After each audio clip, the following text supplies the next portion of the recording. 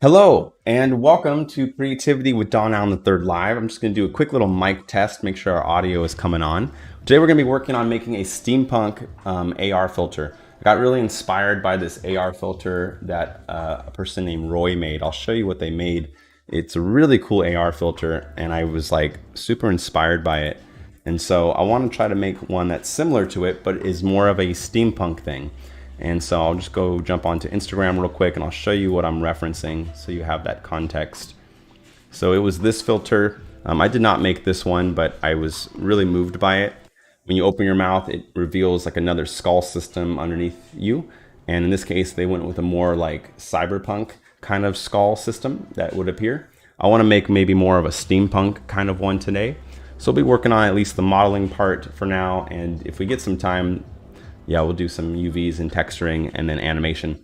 Thinking of having it be like made of skulls that have like rotating gears in different parts. And I'm thinking like maybe, it can have like little actuators and stuff running inside there, which I think will look kind of cool. But I'm really moved by this one in particular. I thought this one had a really, really cool design. And that's what we're gonna do. We're gonna try to make something like this in the final bit. So welcome to YouTube. Let me just go ahead and check the audio.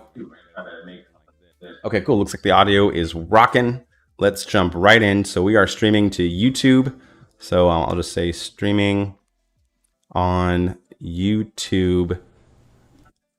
Streaming on YouTube now. There we go.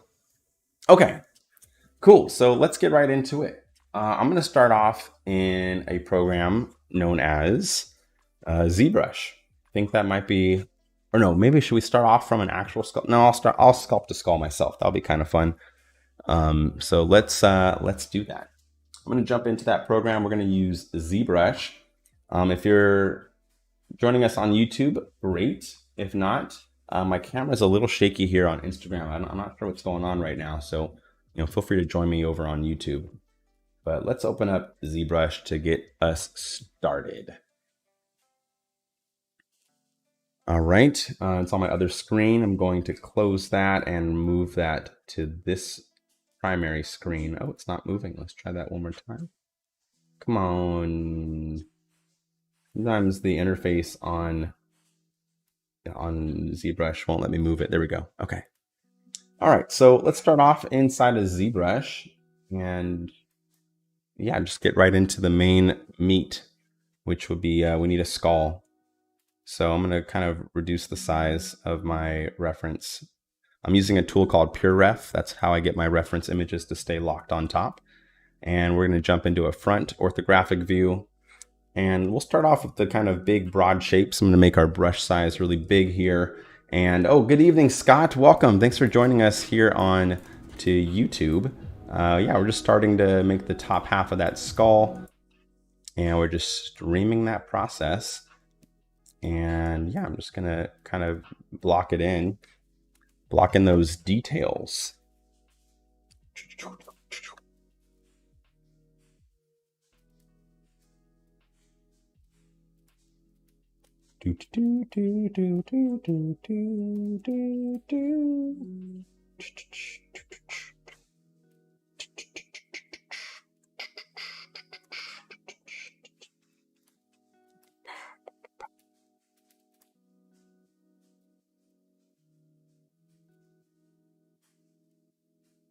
We're just going in with a pretty big brush to start off with so we can just block in our main forms.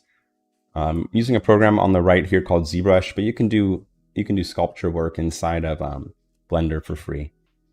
That's an alternative. Great 3D program out there.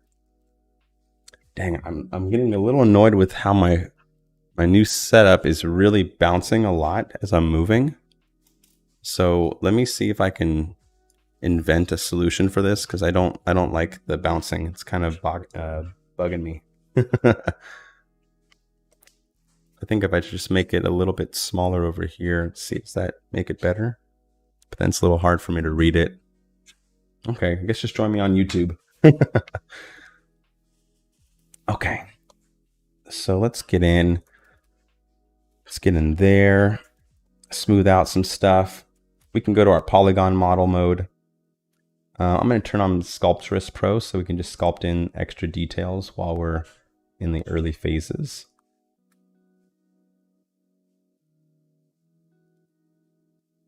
Do do do do do do do do do.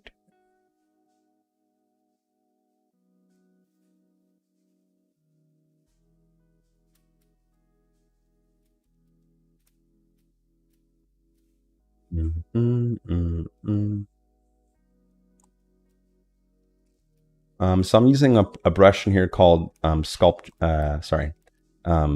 Buildup. I think Clay Buildup is one of my favorite brushes inside of Zbrush, at least. And yeah, it's sweet. You just get lots of rich details out of it. So it makes me want to keep going back to using it.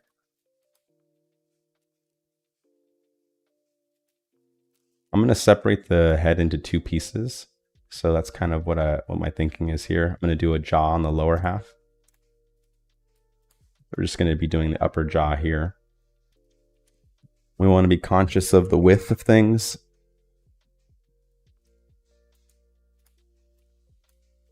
Ignore those sirens in the background. Okay, let's grab the grab brush. It's called the move brush inside of, what do you call it? Inside of ZBrush. I'm just going to grab big regions of the head here just to kind of reshape it closer to what I would like it to be. You can hold spacebar to quickly get to your brushes.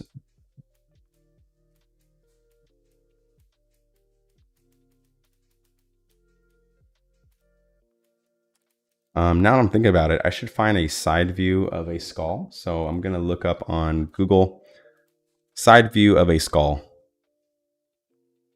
Perfect. Yes, that one should do. I just want an anatomical one. It's always great to get references for whatever you're sculpting, because nature has and always will have the best answer to all your design problems. If you're ever struggling with some kind of design, it's always best to refer to nature, because they've already solved all the hard problems with really, really efficient solutions, to be honest. Yeah, nature is like the most high tech, in my opinion.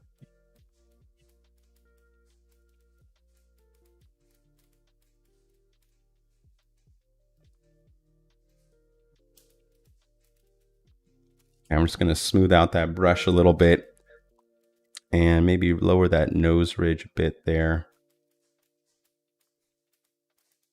Smoothing out some stuff. Great, let's grab that clay build-up brush and just keep adding some clay.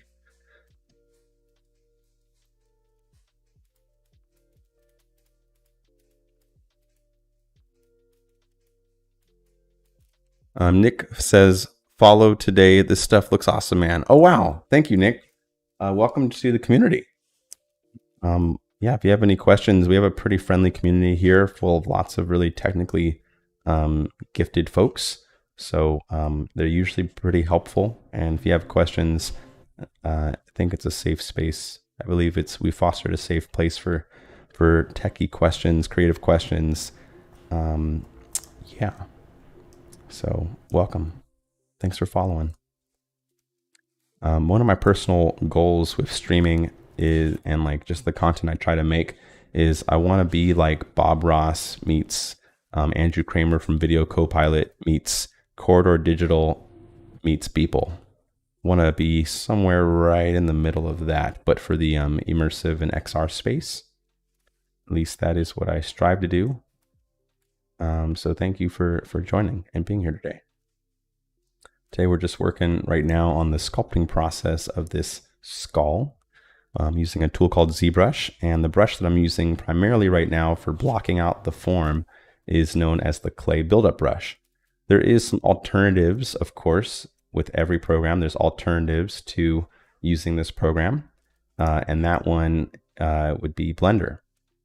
Additionally, if you really like the performance of this program, but you don't like the price, they announced in the last few years the company that makes Zbrush is called Pixelogic, and they made a free version of Zbrush called Zbrush Core Mini.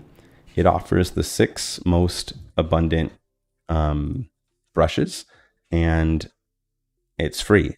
And it has Sculptress Pro, which is a pretty nice feature. And it could be a great way if you're just trying to sculpt.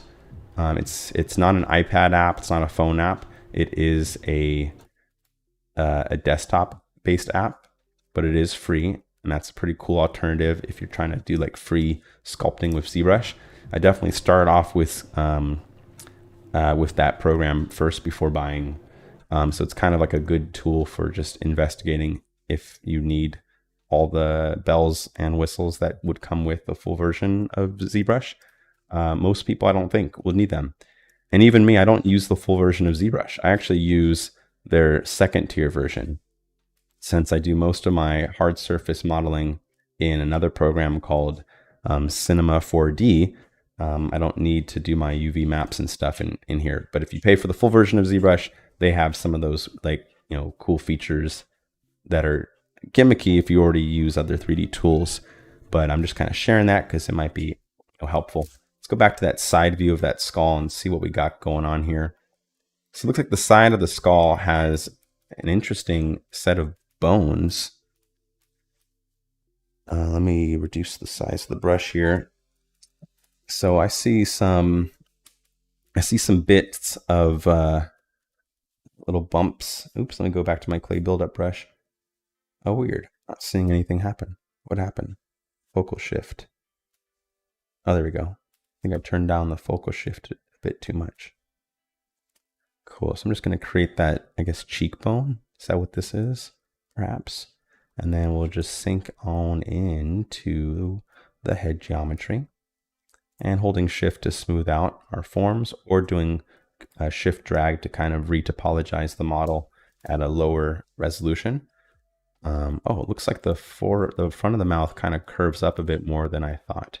So I'm going to grab the move brush, increase that brush size, and move those teeth up a lot more upwards. Because I'm looking at that geometry now, it looks like there's a lot more space between the two.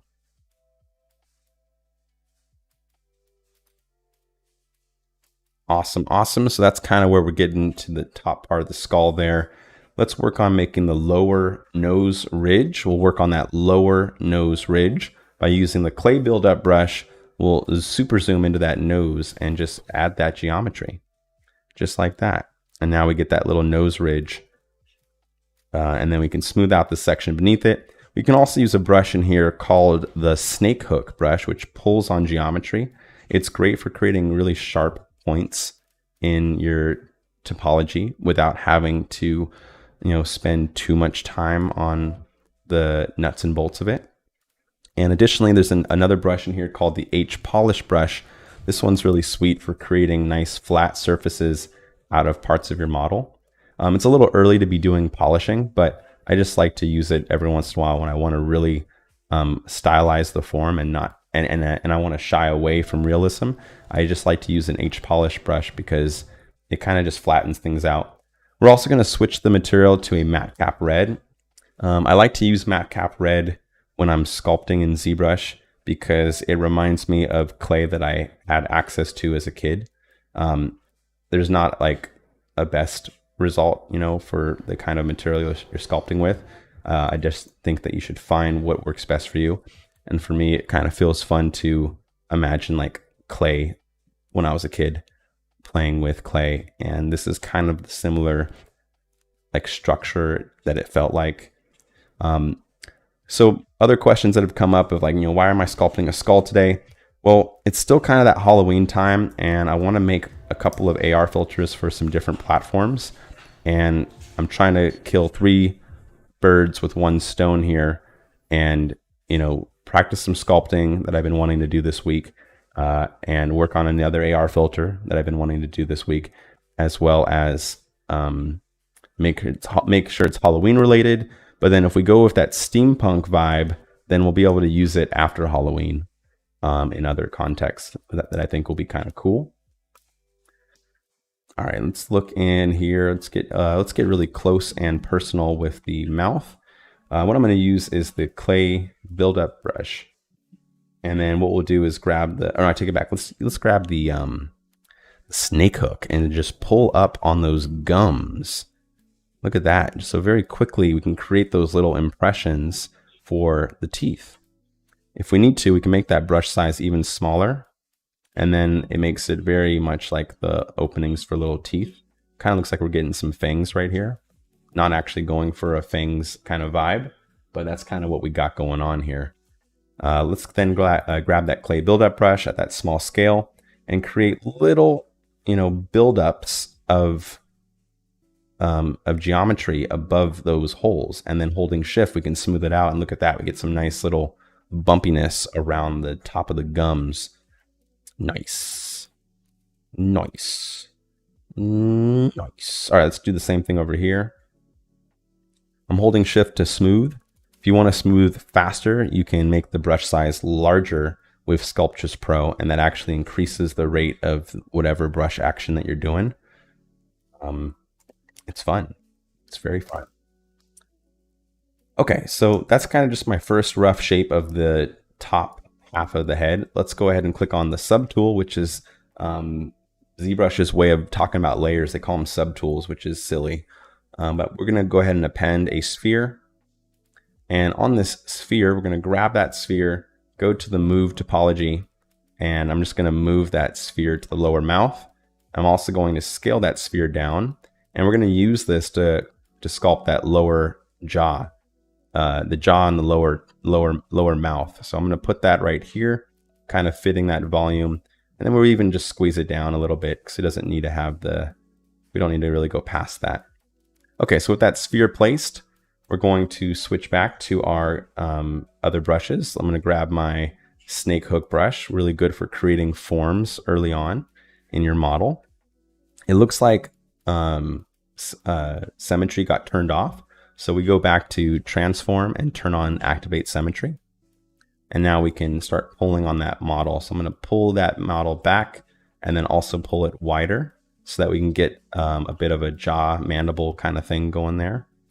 And then, yeah, I'll pull up on the middle and down there. And you can see very quickly we're getting a nice little skeleton jaw. Maybe we'll pull back on that area here. And the key is I want to keep this bit of geometry separate from the top half so that we can animate. Oh, welcome back, Buna. Good to have you back on here on Instagram. So yeah, what we want to do is kind of separate our jaw from the top of the skull because I want to animate it. I would like to make it so that when someone opens their jaw on the platform that I upload this onto, they'll be able to also animate the jaw as a separate bit of geometry, which I think will look pretty cool. Let's keep adding some geometry in here and smoothing it out, adding some geometry, smoothing it out, adding geometry, smoothing it out. That's really what it's all about in these programs. It's kind of iterative and fun. Emphasis on the fun. Okay, we're just going to go ahead and subtract. Holding Alt is the subtraction of any brush that you're on. Cool, cool, cool. Interesting. These cheekbones are kind of in an interesting spot. I might want to work on that. I'm going to pull on this with the move brush.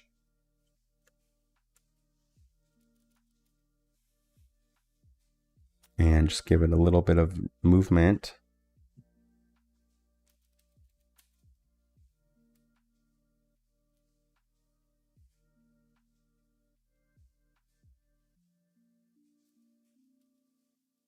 All right, let's go to the front and see how wide the skull is. Oh, wow, look at that. It looks like the skull jaw is actually much wider at the front view than I initially thought. So I'm just going to pull on, maybe we'll go to the bottom of the head here and just pull on the sides of the jaw to make it a little bit wider we want us to have a nice amount of space to sculpt cool details onto later. So we want to just make sure we add those details. I'm going to grab that H polish brush and reduce that brush size. And then with the H polish, go in there and start flattening some edges, because this is going to be like a mechanical part at the end of the day. And having it have these nice flat faceted edges will kind of help it bend light more like a mechanical part and less like organic bones, which is the energy that I want to bring into this piece. All right, we're going to go ahead and reduce that a little bit, just kind of jumping into the lower jaw,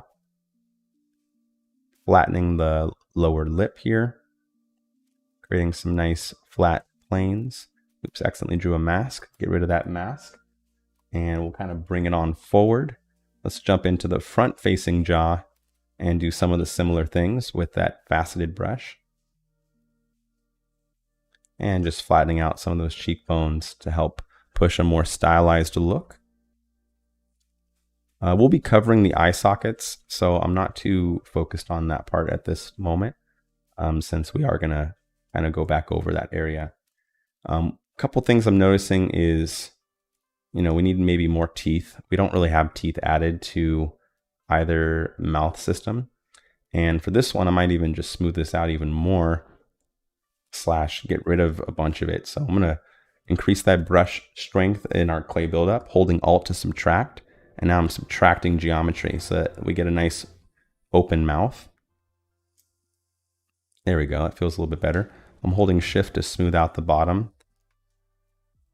And then we'll grab that H polish brush to make nice flat faceted edges.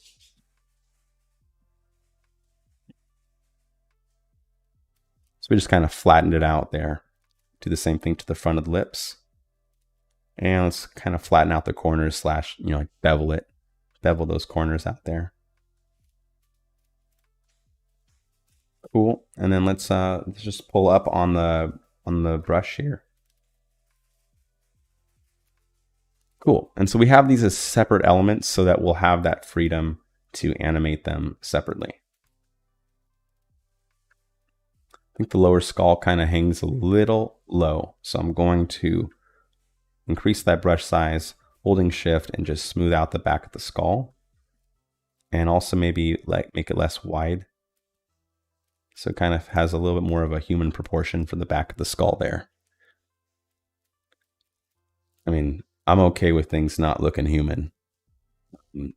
Spent years bringing dragons and ogres and trolls to life. So, it's just fun to reference nature for a lot of things, but you don't have to abide by it and every single rule that it has designed. They're like suggestions. I'm going to grab the cheekbones here and bring those eyes in there a little bit closer. And then maybe even raise that nose and snout looking area. Maybe just raise that a bit higher. And yeah, maybe I'll lower this a little bit.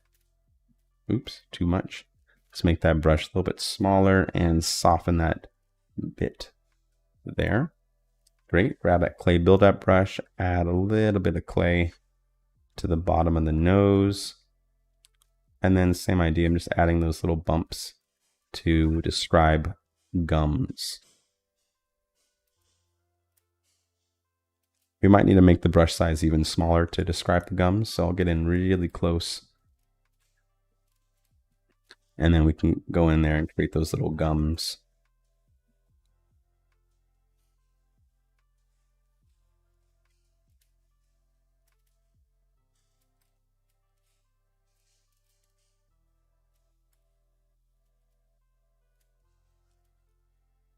Cool.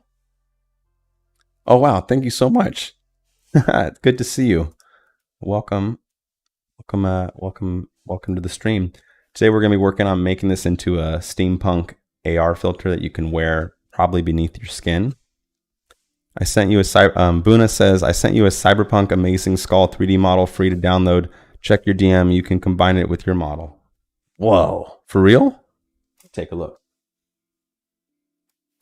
Thank you, Buna, for sharing awesome resources as you always do. Oh, I see it's on Sketchfab. I'm gonna take a look at the Sketchfab one.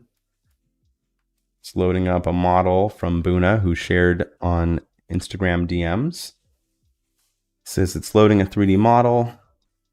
Oh, look at that. That is lovely. Wait, oops, it took a second to load. I think I clicked in a weird way. Let me maybe refresh that page. It says it's loading a 3D model. Oh yeah, this looks lovely. Oh, darn it, clicked again. I would like to orbit around it and stuff. Should I reload the page or should I just wait? My impatience got me. This time I'm not going to click right when it appears. I'll wait for it to load a little bit longer before clicking around. Oh wow, so it was going to do that glitch out anyway. Well, I think it might be faster if I just download the 3D model. Oh, it says the model's free and licensing is attribution. Interesting. GLTF is the format. I mean, this is awesome, but I do kind of want to practice sculpting myself today. Like I kind of want to just practice the sculpting aspect. I said Control Shift right. Control Shift right. Oh, thank you. Saving the day. All right, so with this one, oh yeah, this thing looks lovely. I see they got a lot of good details. Yeah, thank you for sharing this. I do want to maybe model one myself though, but I like the details in here. I like this energy. So thank you for sharing that. I'm going to try to make mine a little bit more asymmetrical like this, where I'll have like some stuff happening on one side. But what I'm first working on is like the first layer, which in this case is just kind of creating that underlying skull geometry. At least for me, that's kind of like my focus. And then we'll kind of go from there. So looking at my upper skull, I might want to make it a bit more rounded. So I'm going to grab the move brush and increase that brush size dramatically. Turn off Sculptress Pro and then just move that geometry around till we get a head shape that's a little less obtrusive.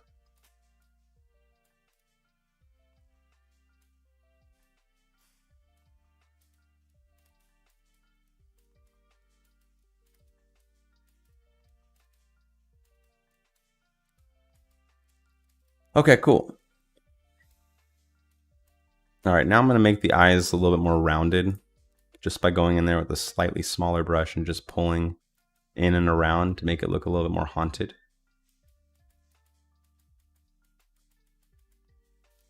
Maybe a little bit less from there. You can make it a little bit more dark by just kind of pulling on that eyebrow ridge.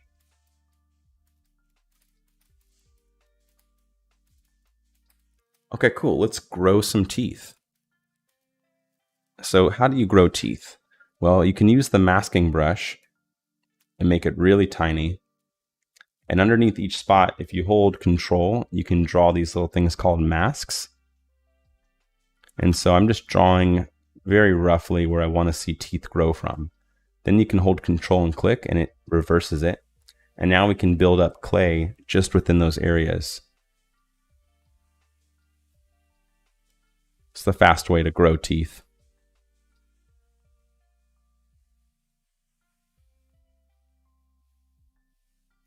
And if you make that brush even smaller, you can like really focus in on those teeth.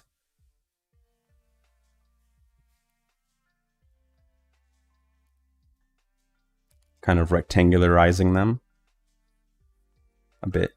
Ooh, janky teeth. And I'm smoothing them out with that mask selected. Oh, thin out those edges and then cut out. Which edges?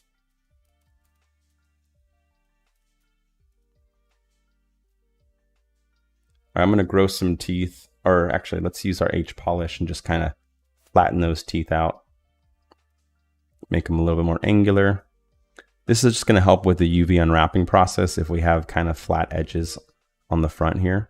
I just noticed that helps a lot with the modeling process. When you give it good hard edges to fall onto, it likes to wrap the model better. These are some pretty gross teeth.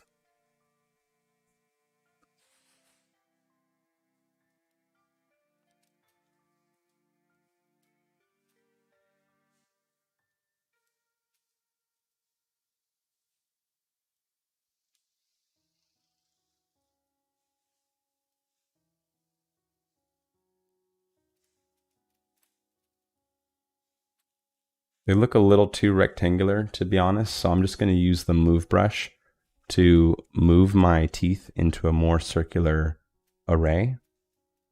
I'm going to temporarily hide the lower jaw so we can get underneath the mouth comfortably, and then make the brush a little bit bigger, and now I'm just kind of curving those teeth. This might have stretched them a bit too much. That's okay.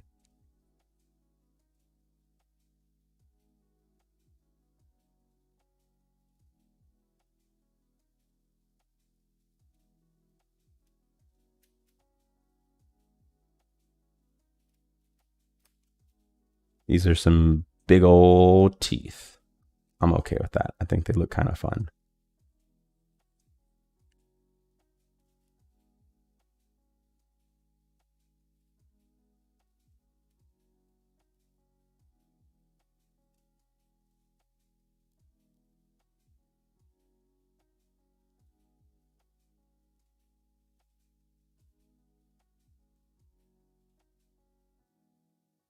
And just by pulling up on them a little bit, we create that little ridge that feels more natural to teeth. I'm just smoothing out some little bumpy areas. Okay, I really like the way those teeth are coming out, so I'm going to do a quick thing and save.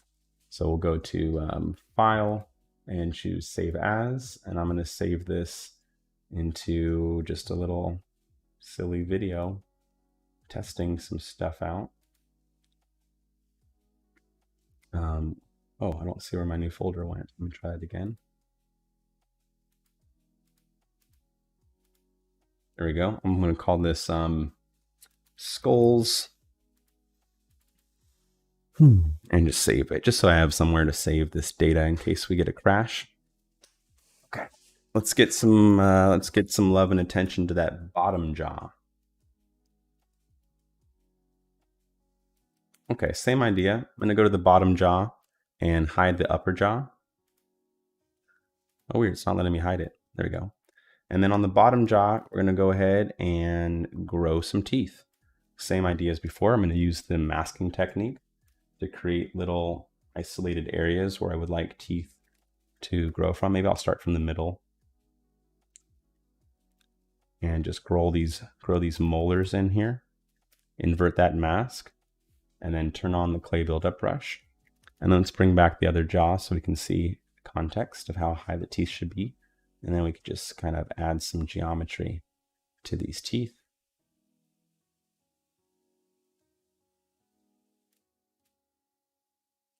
Teeth are a little wide, but we can adjust that a little bit later.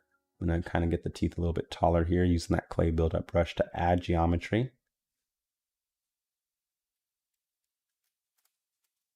Kind of looks more like a gorilla teeth. I like that.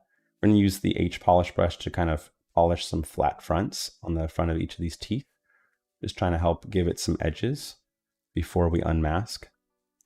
I'm going to hide the upper jaw so I can get behind, so I can get behind the teeth. Oops, double oops. And let's just flatten the back of the teeth. This kind of pushes the teeth out in like a funnel shape.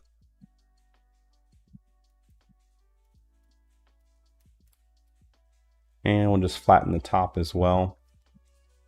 Grab that move brush.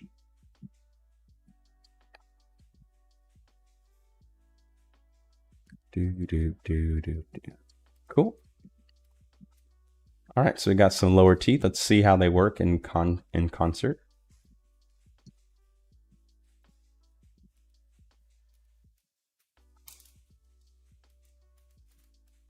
Okay, that kind of works. I think the lower jaw is a little wide now for me, but kind of like the cartoony spookiness it gets, so I might keep it.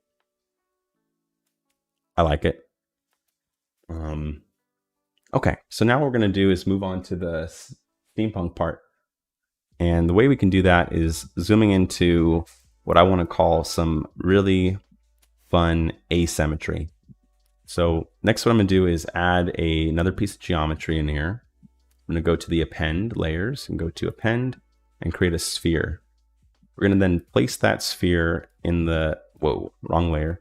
We're going to place that sphere in an eye socket. And this will kind of be our first like cyborg looking element.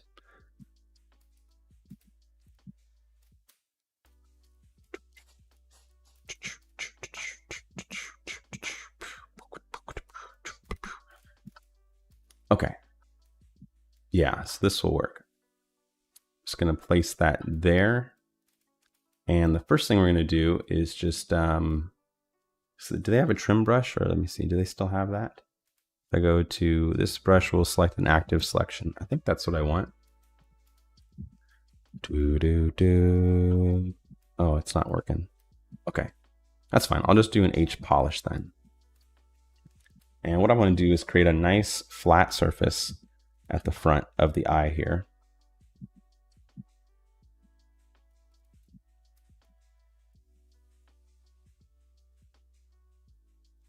Great, so that got us like a nice little form right there.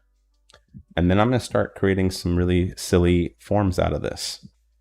So I'm going to go to the skull here and use the mask brush to draw some really silly but fun lines.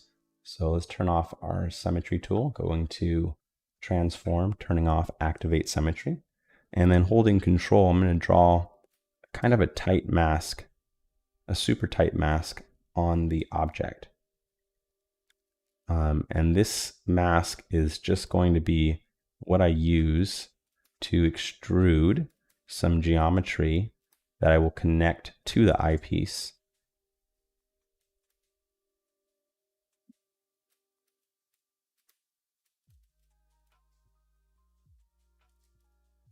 So I'm just creating that mask first so that it will be really fun.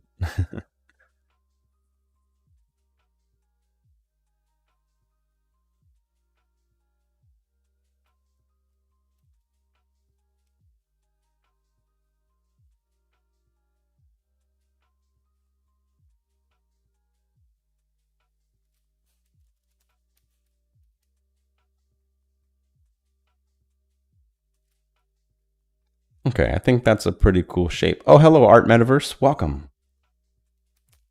I'm just having some fun sculpting some Halloween filters that will hopefully be a little versatile so that I can use it once Halloween's over as well.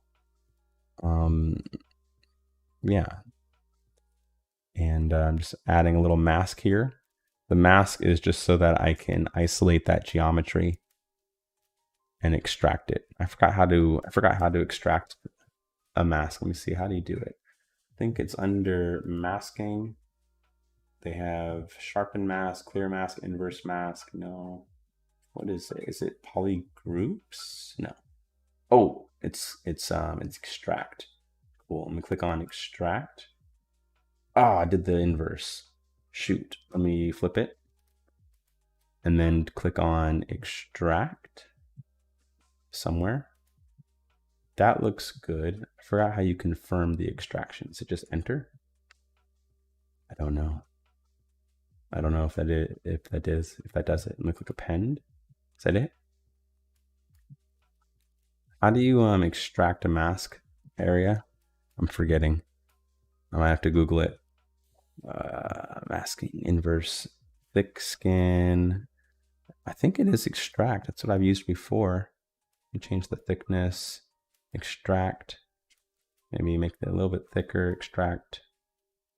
No. Extract again. Extract polys. How do I store it? Try copy paste. Okay, copy and then paste. Interesting. It pasted a whole nother object of the same caliber. Let me, we're getting close. Let me delete this one first.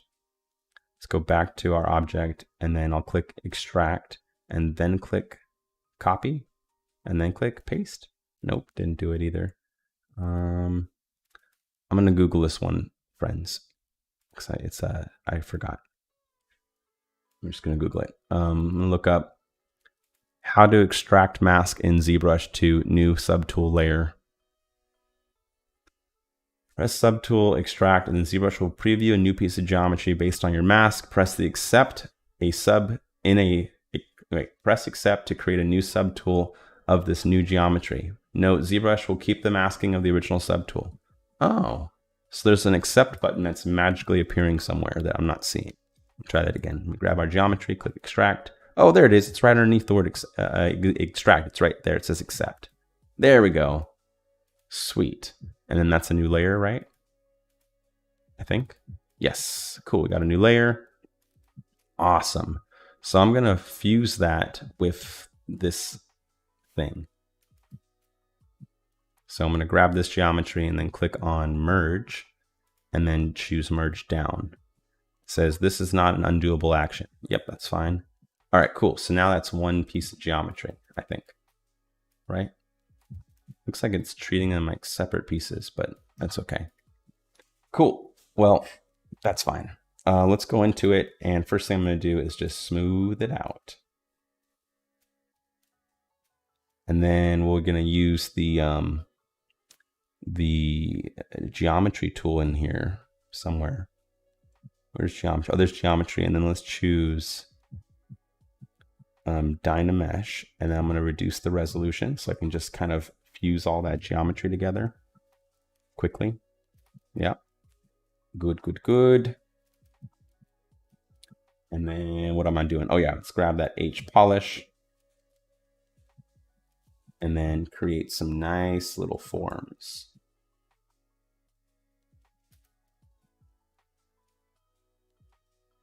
So I'm looking for some kind of hard edges.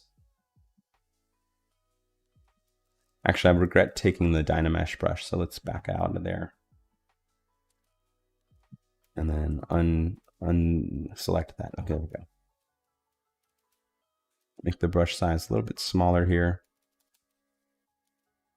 It's a little weak. It's a little weak at that distance.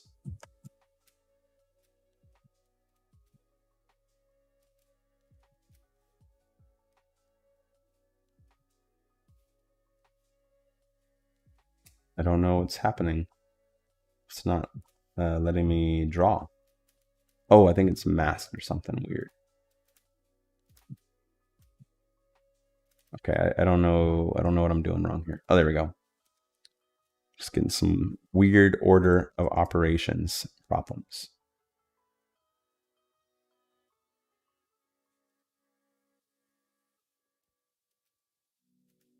So what I'm doing is kind of smoothing over some of those edges and then going back over them with an H polish brush so we can create little chips coming out of it that we'll probably make out of like a metallic brass material.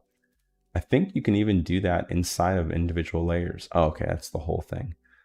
There is a way to do it to isolate a select area. I wonder if I have to first mask it. Let me try that. Masked, and then can I click on isolate? No. Okay, I don't remember how to do that either. ZBrush has too many features that are hidden for me to learn all of them. So I just end up having to Google stuff on the fly whenever using ZBrush, because their UI is not, it's never been intuitive, and they're not trying to make it intuitive. So I just Google what I don't know about the program, and then the answer is there on an as need to know basis. Most people that I know that do creative work don't fully know the tools they're using either. And that's, I think that's been true so far at all levels.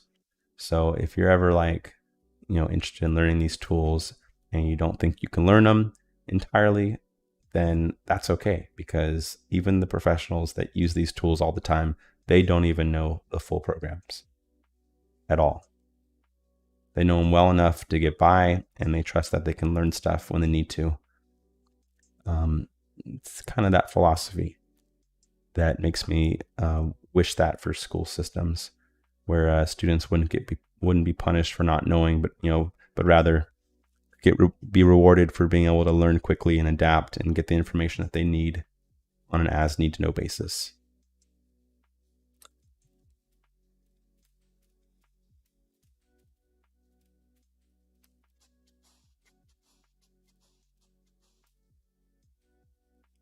So I'm just adding some stuff to the edges here. It's also fun to sculpt in gold for fun.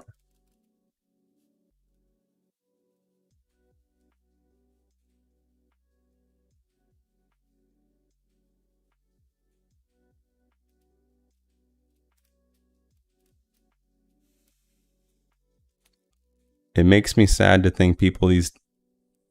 It makes me sad to wait. Says Buna says it makes me sad that people behind these tools are unknown. Oh, like the ones behind like these tools that I'm using right now, like the person who coded the algorithm for smoothing in Zbrush.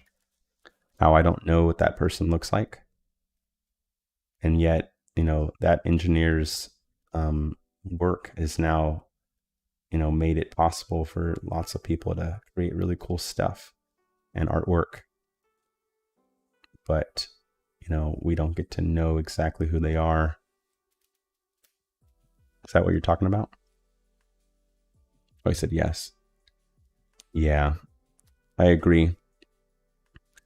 I know a lot of them, are just doing amazing things all the time, and then are just used to not being acknowledged for their work.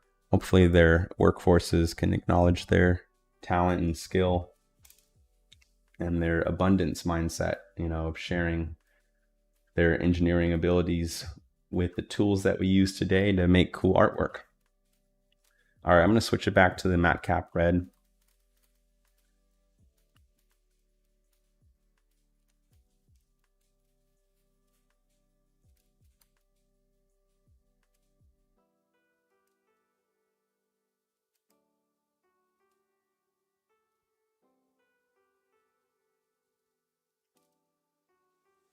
I'm just kind of sharpening these edges for fun.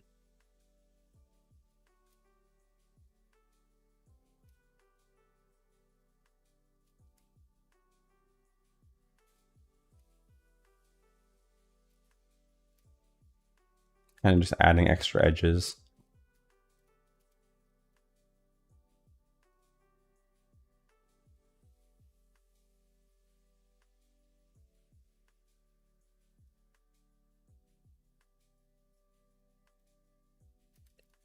Stay away from the eyeball specifically.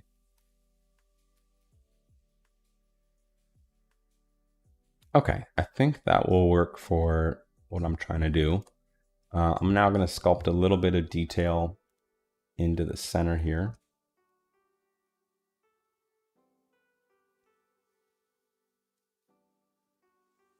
Great, and then we're going to use that clay buildup to subtract some geometry from the inside and smooth it out. Great, and then I'm going to grab the dam brush, the dam standard brush, and carve out a nice little shape. Actually, take that one back. I don't like that. What's also fun today is, as you're working in 3D spaces, we're now at a really cool time where a lot of stuff can get sculpted. Sorry, a lot of stuff that we used to sculpt as details into models, geometry, is now, being reliably packed as textures. So if you see me kind of skipping out adding certain details, it's because my plan is to turn certain parts that you're seeing here into textures, because it can sometimes be lighter weight in terms of workload to just treat certain things more like textures and other things more like geometry.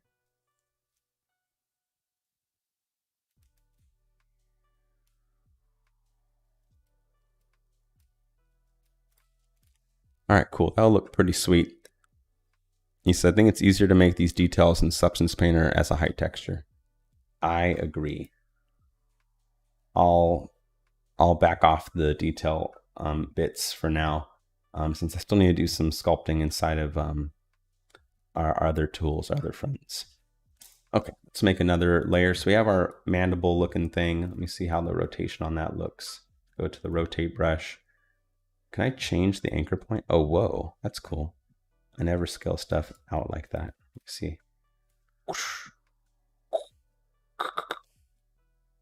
I like it a little bit smaller like that. Should do. Whoa, through the eyeballs. Okay. Cool. Very cool, very cool, very cool. Next thing I want to do is look at some more skulls. Oh, I like this. I like this little chin that they got, where it almost looks like metal added. Similar to before, we could probably get away with adding that as a height map, but just because I still want to keep sculpting, because sculpting is fun for me tonight, I'm just going to add a little unnecessary detail like this. And then we'll grab the dam brush and then sharpen those transition lines.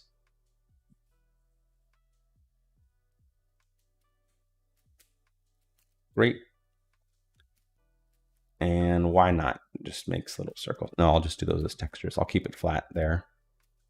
Happy Bitcoin all-time high. Oh, is it really? I need to check my Bitcoin. I don't have much of it, but I have some of it. But I'll check it somewhere else. But that's cool. Happy Bitcoin Day. That is always fun.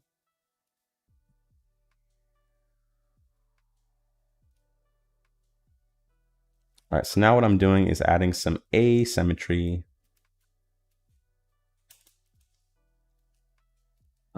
I think we can do height maps for a lot of those things. I definitely do want to do like a floral texture in places that will look cool. Maybe we should add a little tube thing in the middle of the nose like that. I kind of like that design. So I'm going to use the snake hook brush. Where's the snake hook? There's the snake hook. And let's make it a really tiny radius and just pull up on the, whoa. Let's try and make it a little bit thicker. Maybe I'll turn on symmetry again for this part. And then just pull up. There we go.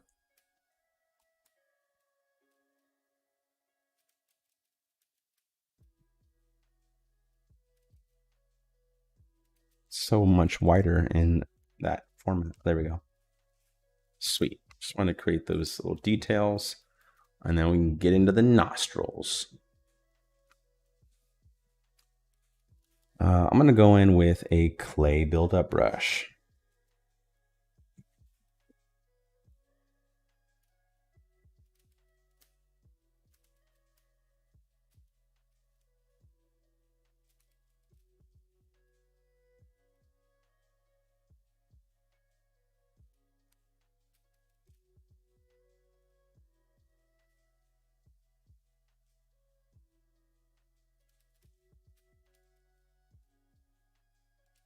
Oh, well, there's a mask. I think the mask should be off now.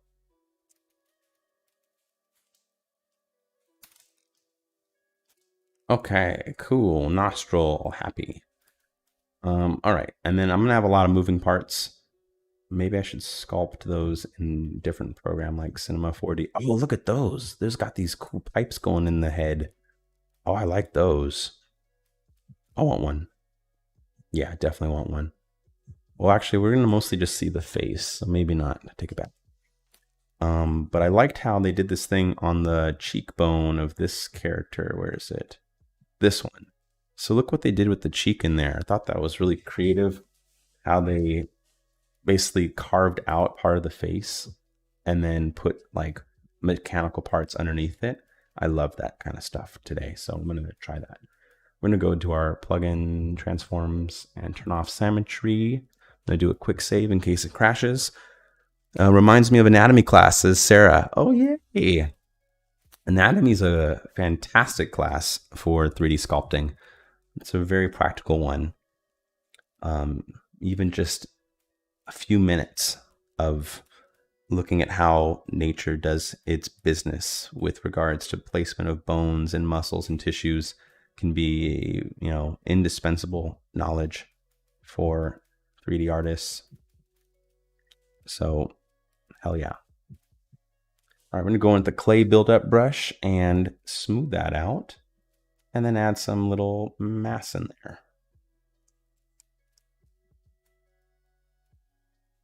And then I'm probably just going to leave it carved out for now, because I'll probably animate what's in there, and that'll just be easier for me to do inside of Cinema 4D. But I'm just thinking of making the housing for it right here.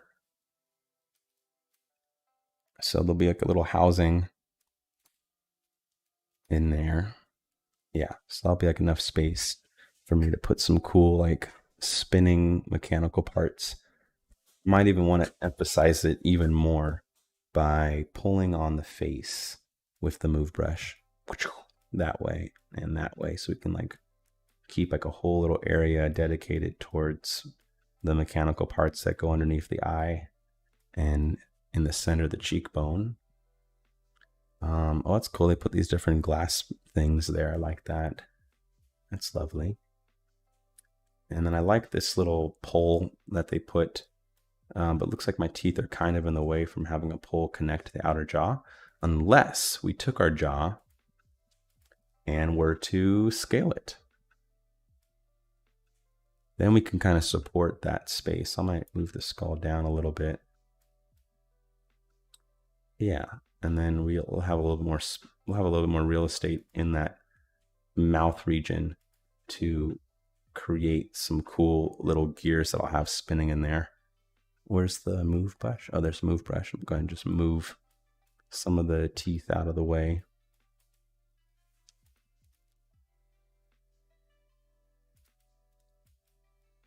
Cool, let's bring back that lower jaw. Cool, and then we can have some gears. I'll probably just put a bunch of gears in the eye on the right side. I'll probably just have a bunch of spinning gears, almost like a cuckoo clock with all like the little bird parts moving around. I think that would look kind of cool. And then sculpt some details. I'm just kind of pushing this out back a little bit further, and then making sure to refine some unnecessarily complicated geometry. Like I don't want this to dip down like that, because that's just going to cause me some weird problems. So I'm just going to fill that in and smooth it out. Re-topo, smooth.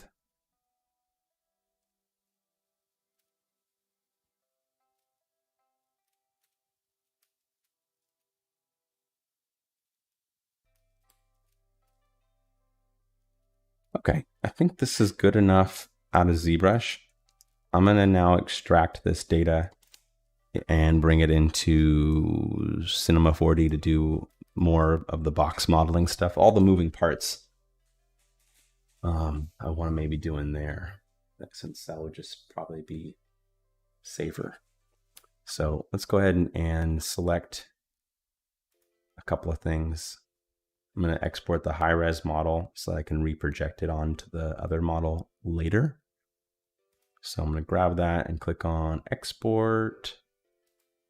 Ooh, what should I do? Maybe I should merge all this first, because these are separate polygon groups, right? So it should respect these as separate bits of geometry, I hope. I forgot what the best way to do that is. Let me see. Tool, export,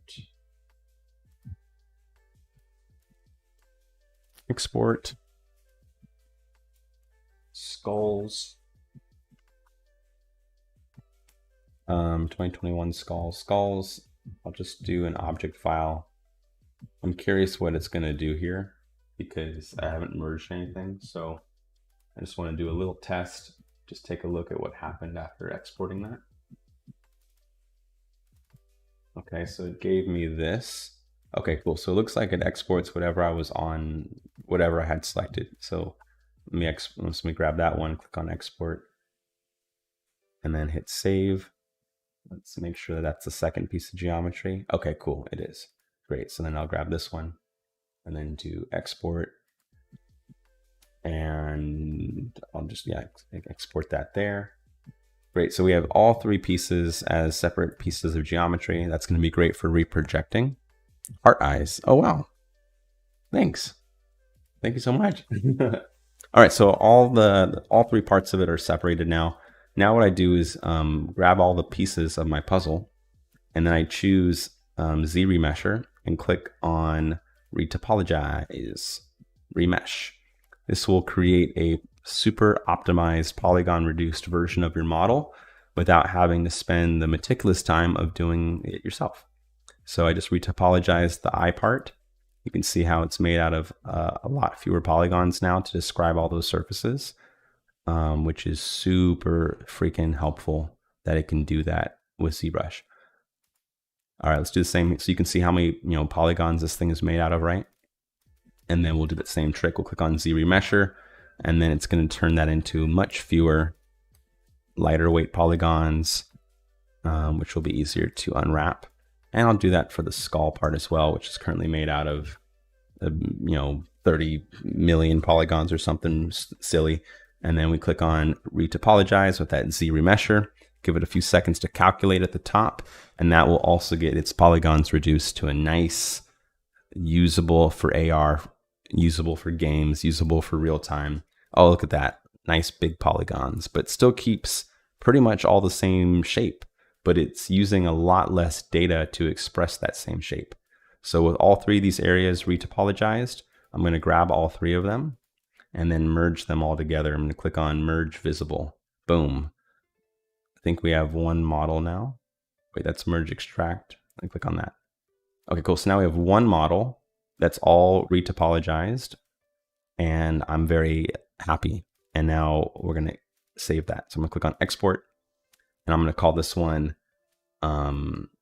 I'm just going to rename that one to remesh, so I know that this one's, we're good with that one. All right, so that one's remeshed to make sure it worked. I'm going to open it up in just a default object viewer, go to wireframe mode.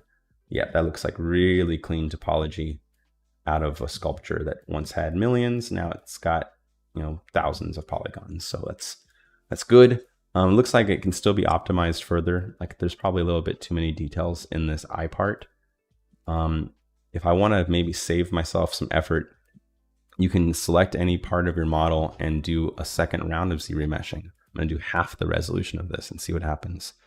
Or is half the res doubling? Okay, that's actually not that bad. So I've even reduced it even more by running the Z remesh algorithm again. I'm going to click it again a fourth time.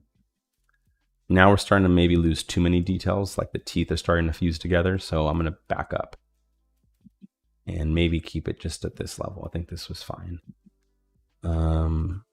Yeah, I'll leave that alone. Next program we're going to open up is Cinema 4D. And I'm just going to open up a new browser there. And we're going to take our remesh model and bring it into Cinema 4D. Ta-da!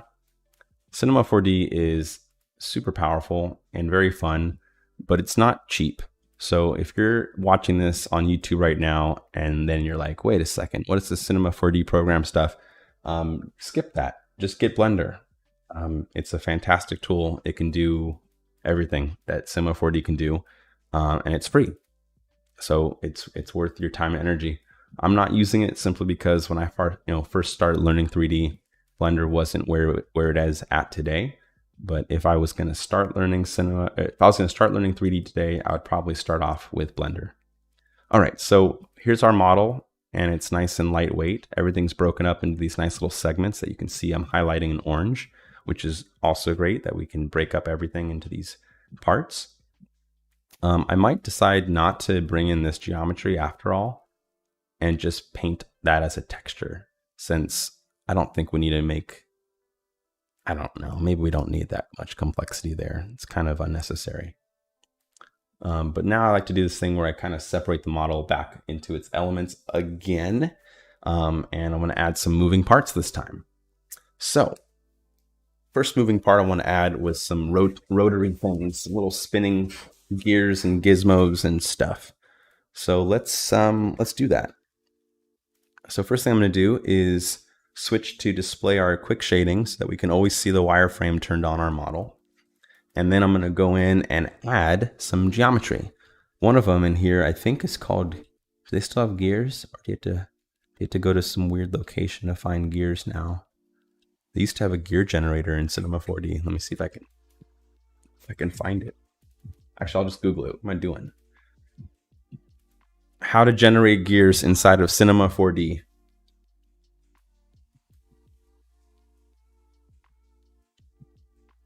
Oh, it's a Python script. To save time. No, I know there's a thing. I've seen it before. I thought it was built into Cinema 4D. Let me see. It might be underneath Path Tracer. Path. Where are you, Path? Might be under this one. Text spline. Torus, empty polygon. None of those are ringing a bell. Oh, there it is. A cog wheel. That's what it's called. Sweet. So I have the cog wheel, and we're going to move that cog wheel over to the side here. Oh, wow. The cog wheel is gigantic to start. Let's bring in a reference model human so I know how large this thing actually is. So let's go to figure. Oh, wow. So that's the real size of a person. Ah, so the cogwheel is the right size. It's just too big. So that kind of makes me think to do something else too. Let me hide the person for a second and zoom into our little skull head here. What I'm going to do is bring in the... Oh, do we need the detail? Should we bring in the high-res one into here so that the scaling is perfect? Probably. I'm going to drag all three of those into here. All right, so that's that upper part here. I'm going to grab the high-resolution head and then bring that into the remeshed version.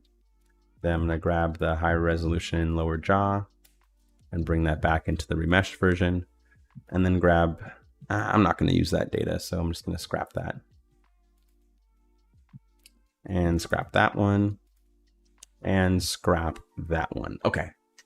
So now that we have all of our geometry in one spot, I'm going to basically grab all the high-res and low-res data and then put it together into one null object so that we can grab all three of these, parent it to the null object, and now bring back our actual figurine, and then we'll just scale it up until it matches roughly the same size as the head. I'm also going to bring my figurine's head to the center of the scene, because then I'll be able to keep the world axis the same. So let's start off by just making it 10 times larger for starters.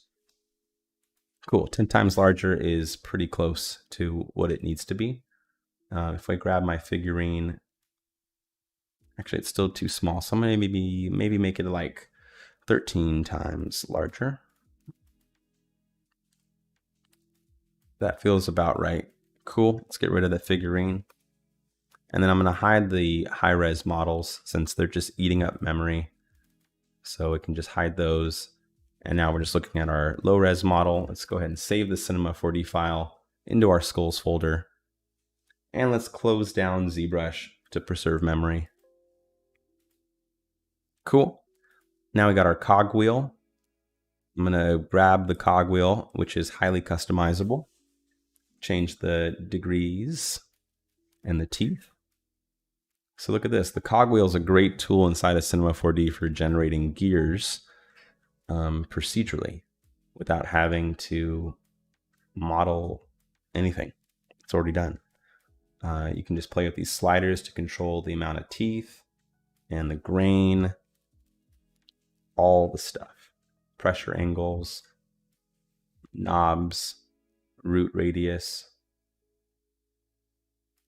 And then of course the number of cogs, pressure angle, I don't know what that word is, a addendum, it's cool. There we go, so now I have a nice little cogwheel.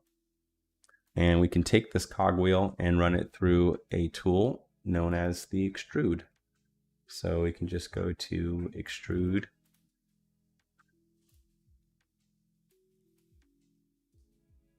There it is, and you can extrude the cogwheel. And now we have the Gears of War logo. Let's reduce the radius a bit. Awesome. And I'm going to reduce the number of subdivisions and try to reduce the amount of complexity. Oh, wow, they have ratchets now. That's cool.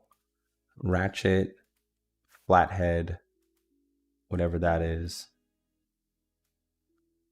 Oh, that's cool. Wow, I never used the ratchet mode.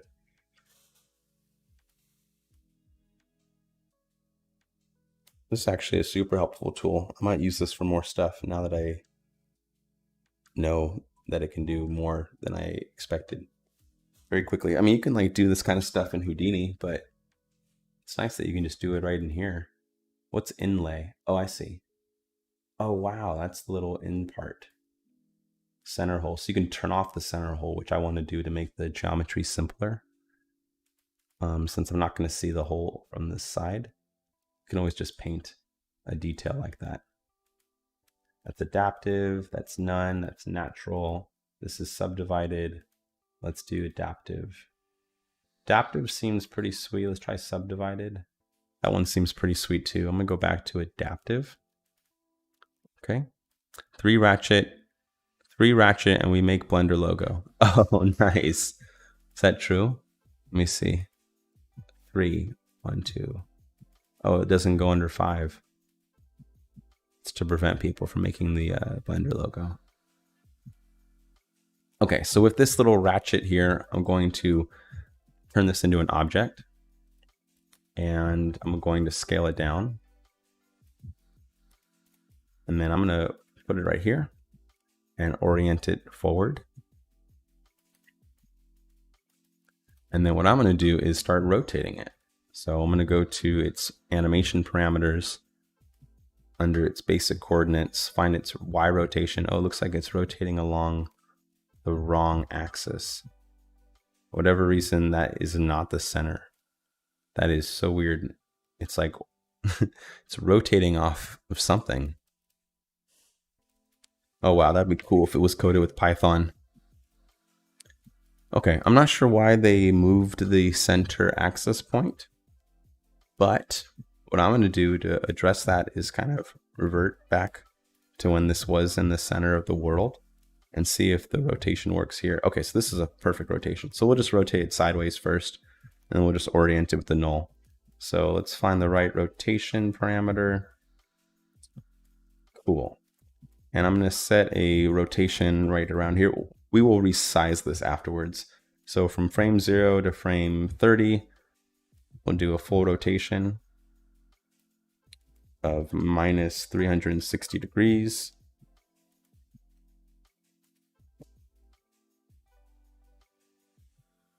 Okay, cool. Let's turn up the keyframes. I want to ease into that motion a little bit more dramatically. And maybe have it be a little bit longer as well.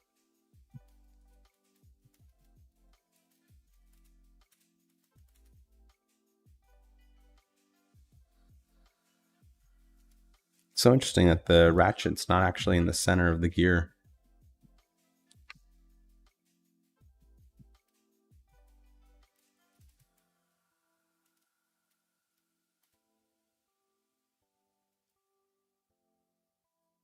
Okay, so that works for me. Next, I'm going to grab a null object and parent this to the null. And then we can take that null object and rotate it 90 degrees and we won't lose our axis center. We can also scale it down quite a bit, and it's not scaling our object, it's just scaling the null. And I wanted to place these underneath the cheekbone because I thought they would look kind of cool if we had like an array of these.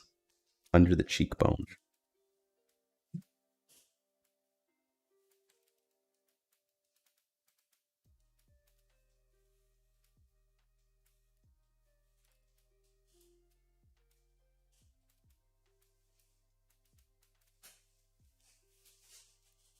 Cool. I'm going to take this object and copy it. And then put the copy inside of the same extrude node and then set its orientation to the side. And I'm also going to offset all the keyframes.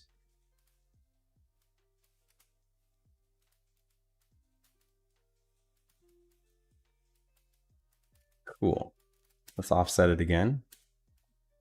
And we'll go to extrude, copy, paste, put that underneath the null, and do the same little offset. And like the others, we'll offset the timing of the keyframes as well.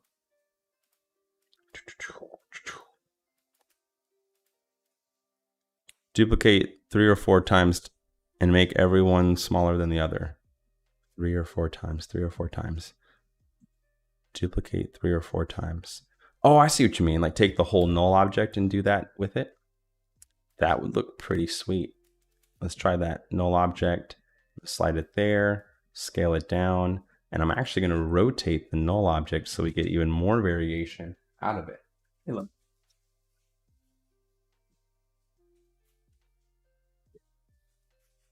Yeah. Oh my goodness. Yes, please. Yes, and whatever it is, just send me the Venmo. I love you. Okay, so we just duplicated twice and made a smaller set of the nulls, and now we're getting this kind of like saw face looking thing. I might even switch the order of this. Maybe these ones are the ones that are closer to the face, and then these 3 are going to be maybe on the outer. That looks kind of interesting. Maybe I'll take... Yeah, I don't know. That kind of works.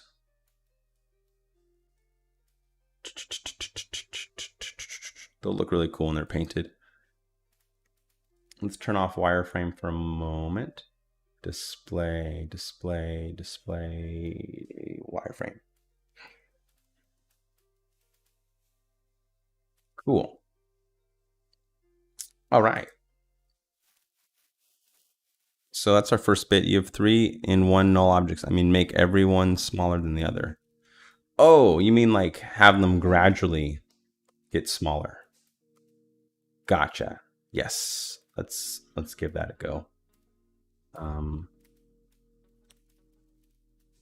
Let's grab this one here, scale it down, then grab this one, scale that down, and then grab this one, scale it up. Cool, and then we'll grab this one. Awesome. So you're talking about like this. So what we're trying to do is make a photorealistic steampunk skull face that lives inside of your skin. Partially for Halloween and partially because I just think skulls look kind of cool when they're animated and it's fun. So there we go. So what do you think of that? So we kind of go from big to small. Each one has a slightly different rotation, but they all start and end on the same keyframes just to make it easier for looping and keeping the file pretty lightweight.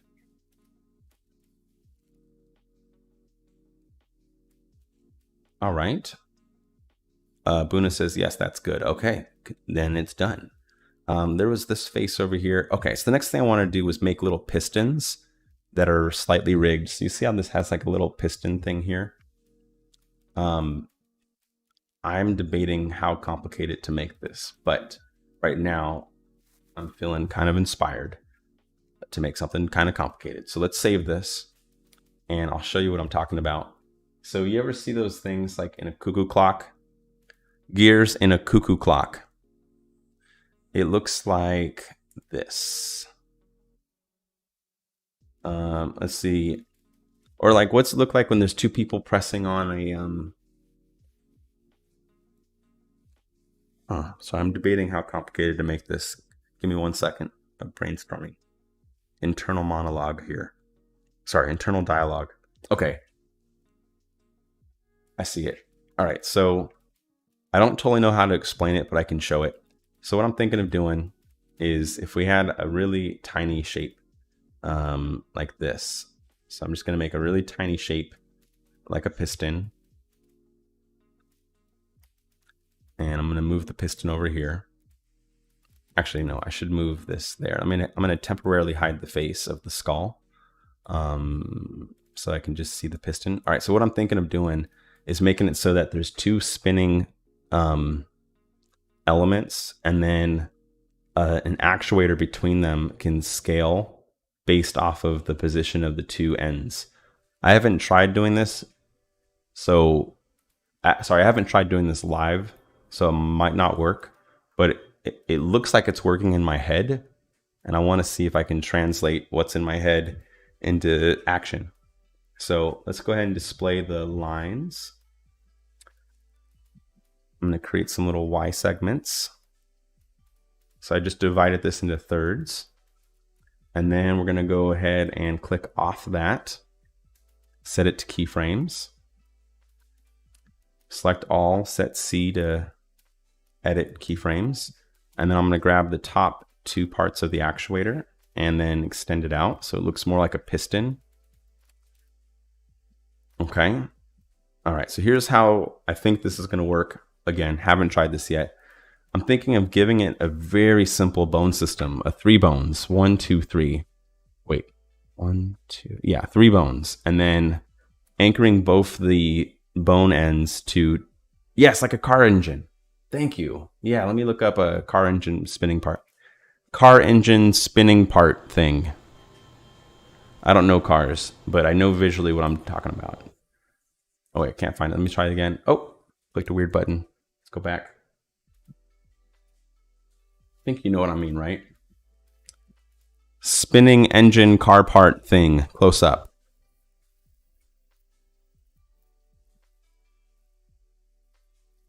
I'm getting all these clock repair videos. It's not what I want. Okay, well, I see it in my head, and that's all that matters. I'll visualize it in a second. So let me hide the keyframes. All right, so we got this shape, and then I want this to kind of change its scale somehow and stretch between the, no, we can't do the stretching. Stretching will break it. I'm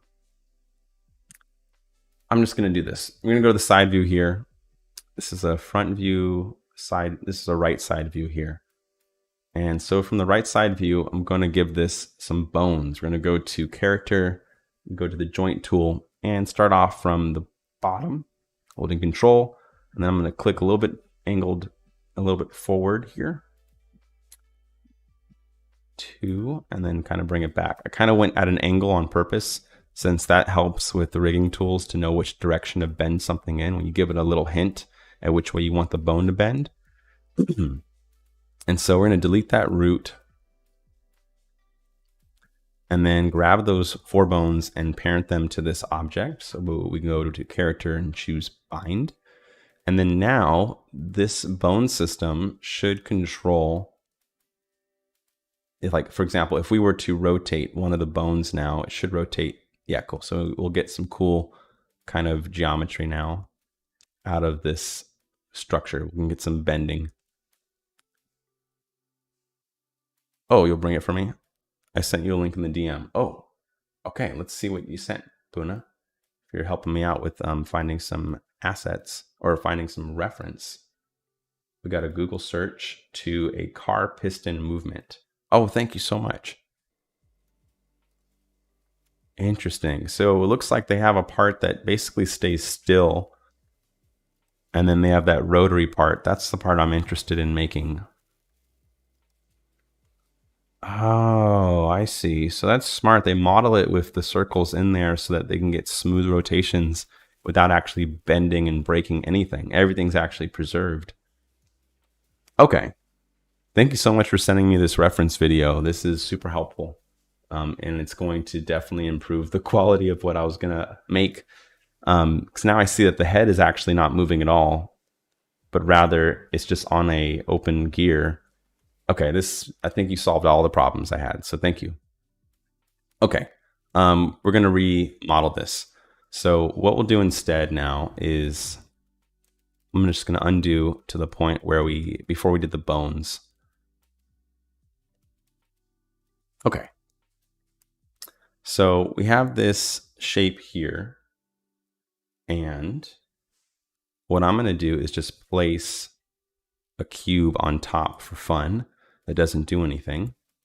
It's gonna be like the cap to our piston thing. And then down here, we're going to add a rounding thing. Oh no, we gotta remodel this all. I take it back. Let's get rid of this piece here. Oops, get rid of this piece here.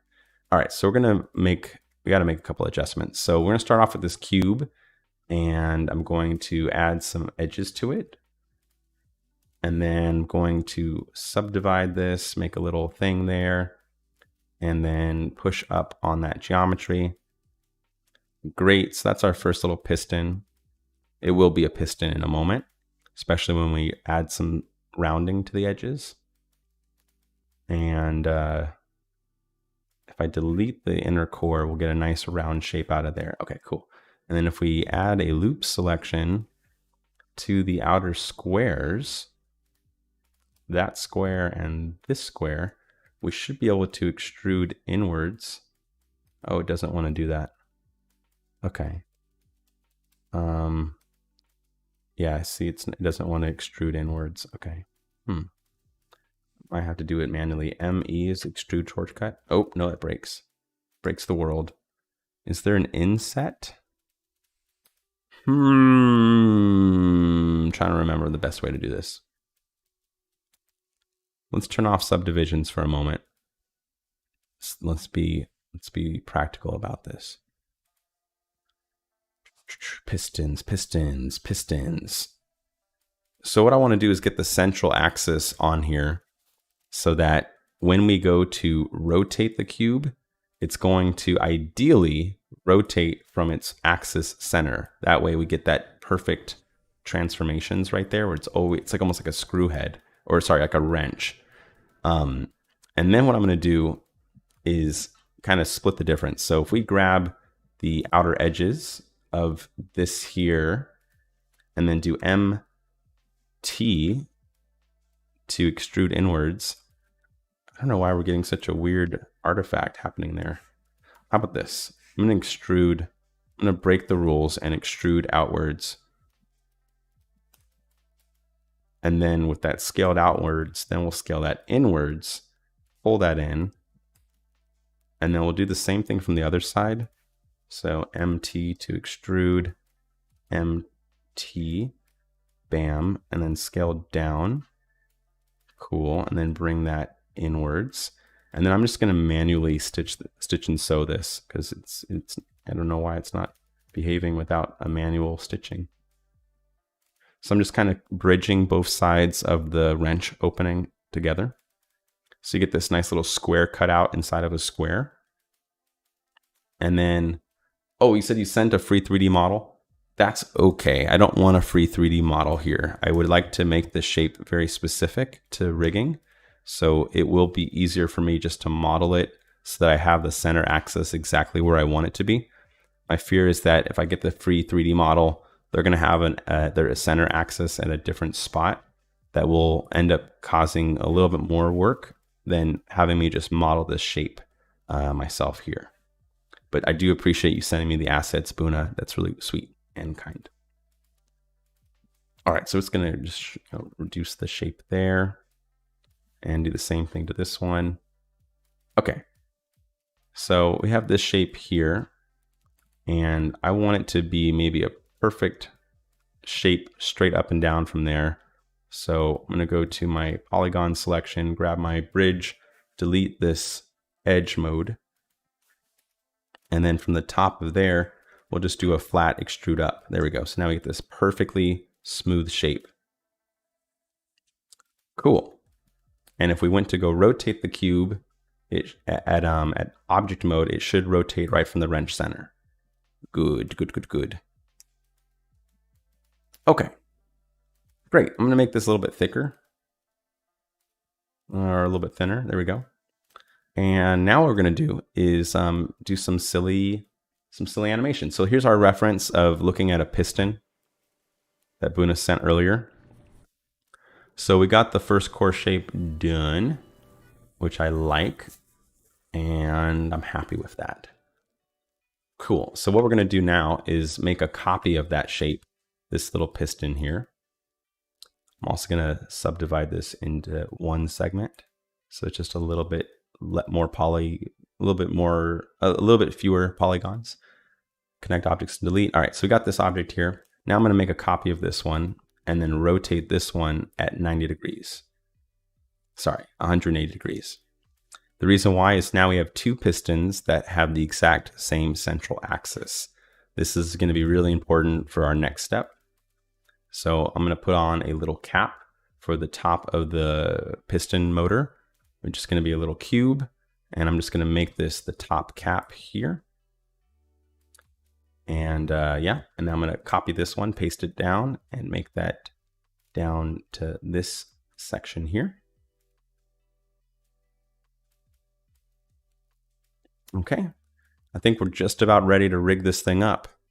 So now we can, yeah, I'm going to move to rigging. I'm going to grab all of these objects, specifically these two here, and the bottom cube there. No, there. So these 3 bits of geometry, and I'm going to set that to edit mode. So we're going to grab all 3 of these bits of geometry. And if I go to face mode, you'll see that it's all in orange selected here. And we're going to go to a side orthographic view. And now I'm going to create a bone system that goes from one to the other. So first off, I'm going to connect all these objects so they're one continuous object. And then we'll go to our motion, our character tools. I'm going to go to the joint tool, and I'll click the start of the joint chain here at the bottom of the feet, and then try to get this one as close to the world center as possible. Awesome. And then we'll do the last one at the top of the bridge. So it's just a two joint chain. And now with those bones placed there, we're going to make sure that we get rid of that root, because the roots always screw up in AR for me. So I'm going to get rid of the root. And then we're going to grab all 3 of these bones in order, and then grab the geometry. And then we click on character and choose bind. And now we could actually animate the bones rotation and position, and it should move the geometry that is around it. Now you're seeing a little bit of some weird stuff happening with the polygons here. And this is related to weight painting. So I'm going to grab my weights, go to rigging, and I can see where the problem lies. So in my case, what I think we'll do to fix this is orient them 100% value for each. So if I grab joint number 2, for instance, I know that we should probably only be able to move that first bit of geometry and not be able to move the other bit of geometry. So I'm going to go to projection, turn that off, and then subtract that and then add this. So now this bone is 100% responsible for that green geometry and 0% responsible for the non-green. We'll do the same thing to the bottom half.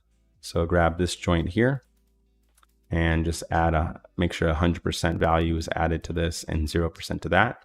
And now that bone should be responsible for moving the first bone. So if we go to rotate, it should only move, perfect. So it looks like it's only moving the red bone. Great. I think kinematic will work for this. Oh yeah, I'm definitely going to be doing inverse kinematics here. But I first wanted that geometry set up for my piston. So now we can do the cool fun part where we grab the first bone and the last bone and go to character and turn on create IK chain, which stands for inverse kinematics chain. With that turned on, we're just about done with the hard stuff. With that part implemented, we can now move just this goal and we'll get all of that nice motion out of that piston. So we can create all sorts of movements, or I could even move it up and down. or drive this in a circle and we'll get all that other animation of the joints for free. This is a really good way to make any kind of robotic parts. It's good for making fingers move and knees and elbows and armpits bend. This is great for spines, and you can move it in all different directions. You can also choose to lock them so that they can only move in a certain direction. But what I think I'm going to do is now make a rotary animation. So I'm going to make a circle and attach the joint control to the circle. And then we'll animate along that circle, and then we'll get basically like a bicycle motion. It might help if I turn off the joints because I don't think we need to see them anymore. So I'm going to go to Filter, turn off joints. And now you can see that we're able to move the joint and we'll get this nice, really cool bendy motion. I promise this is going to be well worth the time of making that thing. So we're almost done with it, pinky promise. Let's go to our startup menu. I'm going to go to our circle tool and create a circle along the XY axis and set the degrees centimeters to be really tiny. This circle is going to be the guide that I steer my joint on. I'm going to make my joint follow along this circle. So right now the joint is off its axis. You know, it's free basically. It can go anywhere. But if I want to parent this to lock onto that circle, what I do is I go to my joint tool, create a tag known as an animation tag known as align to spline. With align to spline turned on, we just fill in the circle as the spline. And now this gives you a little slider. So now we can create a really nice rotary animation just by controlling this position slider, and it's going to orient itself around our circle. So I'm going to start off at 0% and set a keyframe. Oops, I'm at a weird point in the timeline, so let me go to the first frame. So I'm going to grab that and set a value for the position, and then decide how long I want it to take for it to do a full revolution, and set an end keyframe. So now we get this really nice motion right there out of this bendy bit. And then I want that to be a fluid motion that can be looped really seamlessly. So the easiest way for me to do that is to set the keyframe interpolation to linear. So I grab the joint chain, and then we go to our position slider. And I'm going to take those two positions and set them to linear. Now we'll get a continuous motion where the speed doesn't change. And then we could just copy this over and over again.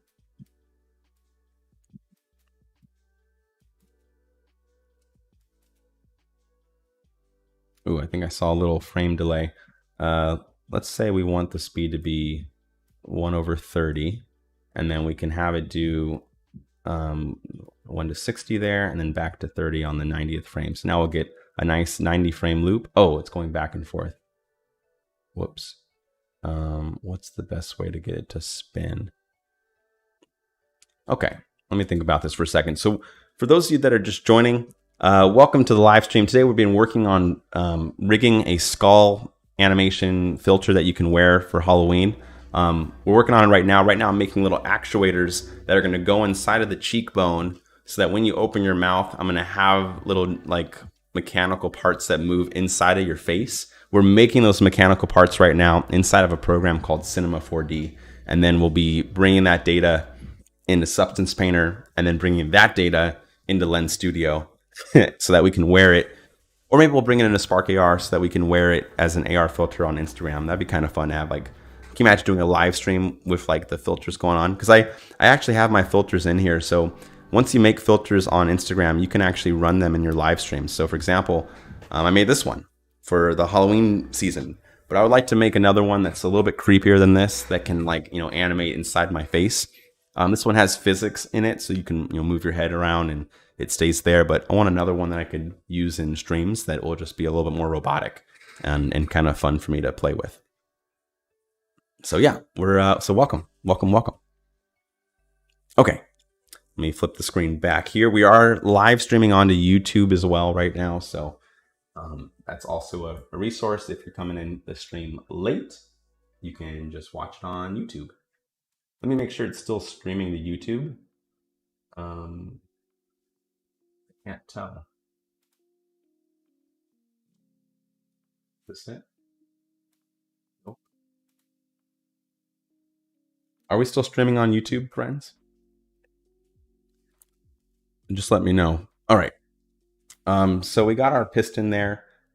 And then what I'll do is I'll have it just go back to, I wonder, I wish I could just make it keep going. Is there an offset value? Instead of having to trick it into like fake 360, I would like to just offset the, oh, let's see if we turn on tangent.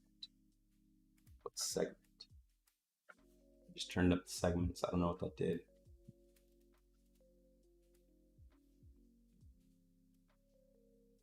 Or what we could do is we can fake it by the end frame. So maybe we'll have it end on frame 29 at that value. And then, yeah, so let's end it at frame 29 here. And then on frame 30, we set it back to position 1. So that should look like a fluid. Oh yeah, that fixes it. So we'll just kind of fake the, we're faking the motion. Oh, but we need to double time it. So let's put this onto frame 59 and then start that off on frame 60 and then make sure that we end this on frame 90 and then we'll get a nice fluid motion there. Oh, it's live on YouTube. Thank you so much for checking, Buna. Okay, cool. So look at that. We got this nice little rotary animation that we can now use for all sorts of things inside of the face. Yeah, I'll show you what I'm talking about. So turns out like all this tangent stuff that I'm using isn't always recognized in all your 3D programs.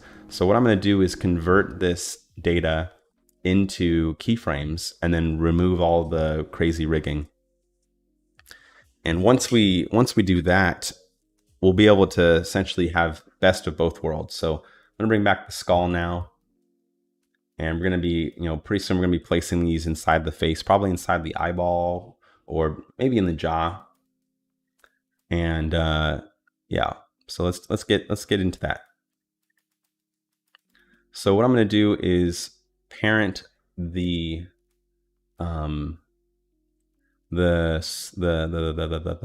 shape. What is this? The cube. I'm going to have this parent to the tangent goal. And that way we'll get this kind of motion going where it keeps like a flat top. And then we can have the rest doing its thing. So this is just a nice little hack to create a pretty cool rig. And again, if you're tuning into this later, this is being streamed to YouTube right now, so you can watch everything I just did to get to this point inside of YouTube on my page. I'm also linked to YouTube straight up in the bio on the top of the page. Okay, so now that we have this shape, I'm going to now convert this into keyframes so that we can store this data in something that won't break across different platforms that I'll be loading this into. So I'm going to grab all of this data and go into my keyframes. And then going into the keyframes, we can go to our functions and our function frames, our keyframing, our motion system. I'm forgetting what it's called. Let me just find it real quick. Okay, it's under functions, and then we go to bake object. And I'm going to bake all parameters. So in this case, well, actually not all. I only really need position and rotation data. I think that's it. Position and rotational data. So I'll hit OK. I don't see the baking happening, so I might do this one more time. So let me grab all of these parts at the top. And hopefully, yeah, I'm grabbing all the parts at the top. All right, and then we'll go to function, bake object. I'll bake everything. Hit OK. Cool. So now we just converted that all into geometry. If you're seeing it break, the base should be a ring instead of the cube. A ring. Oh, well, I'm gonna hide that inside the skin. So if you're seeing it break like this, it's because it's doing a doubling effect. So you'll need to turn off the skin from before, and now it should be all fixed. So I'm gonna turn off skin. I'm gonna even turn off joints and see if it still works. Yeah, so look at that. And we can even turn off the circle now. Since we baked that geometry, we're able to get this motion without any rigs anymore. which means when you bring this into another program, you're not going to have to worry about it anymore. This will work across all the major AR platforms because we baked that section. If you want to learn more about baking, look up baking PSR data. It stands for position, scale, rotational data. And most 3D programs can do it, Blender included. All right, so I got the shape here, and it's now just one single object. I can actually get rid of everything now. So it even baked our rectangle, which is kind of cool. So I'm going to grab all of that stuff and just push it underneath a single null object. I'm going to call this piston. I spelled it wrong. I'm going to try it again. Piston. There we go. And now we're going to bring back our skull. So we got our piston, and I'm going to move that piston into a cool place. So let me grab the piston. Weird, it's not letting me move my piston. Let me go back to the face. What happened? What's it doing? Oh, it's just moving that top piece. It's not moving. What?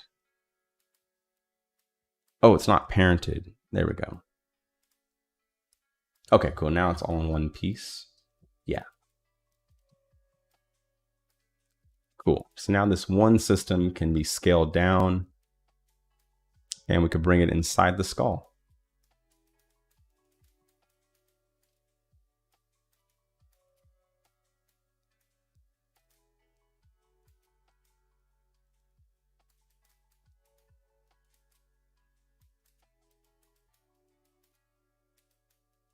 Oh wow, scaling looks like scaling did not like the scaling parameter.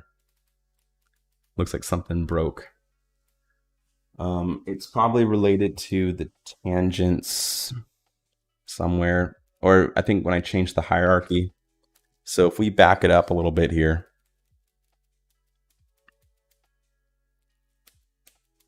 and get rid of the piston thing. Okay, so now we're back to where we were. Let me try this now where I grab all this geometry and put it underneath a null 3. Can I scale the null and have it not break? Let's see. No, we can't. Oh no, I can't scale the null. Today we're working on making a steampunk inspired face filter. But I'm getting a little hungry and I might need to stop working to eat food. Seems like it's only letting us change position data. I think as soon as I touch the scale parameter, it freaks out, which is not good. I would like to scale this down a bit, but it looks like that breaks it. Yeah. Okay, since that seems to be breaking it,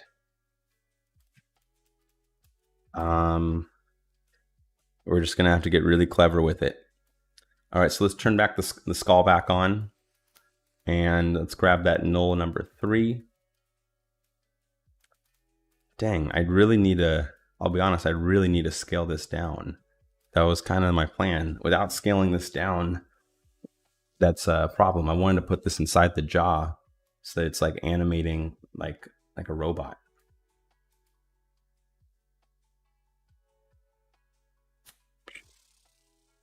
Let me think about this for a minute. Scale up the skull. I guess that can work. Yeah, if we scale up the skull, that's true. Okay, you're right. Let's just scale up the skull.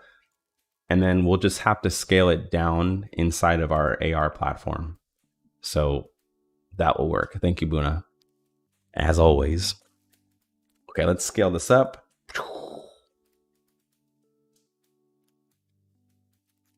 And then we can change position, which I think is safe. Yeah, we can change position, but we just can't change the scale of the pistons. So we'll have to get really creative with where we place everything. Can I rotate it, or is rotation broken? Let's try a 9-degree rotation. Cool, so we can rotate, that's good. Okay, so what if, can I rotate this? Oh, cool, we can. Good, good, good. All right, so that's that gives us some stuff. So we can do position and rotation. I was thinking, what if we had it inside the eyeball? You know, would that look cool? Would that be interesting?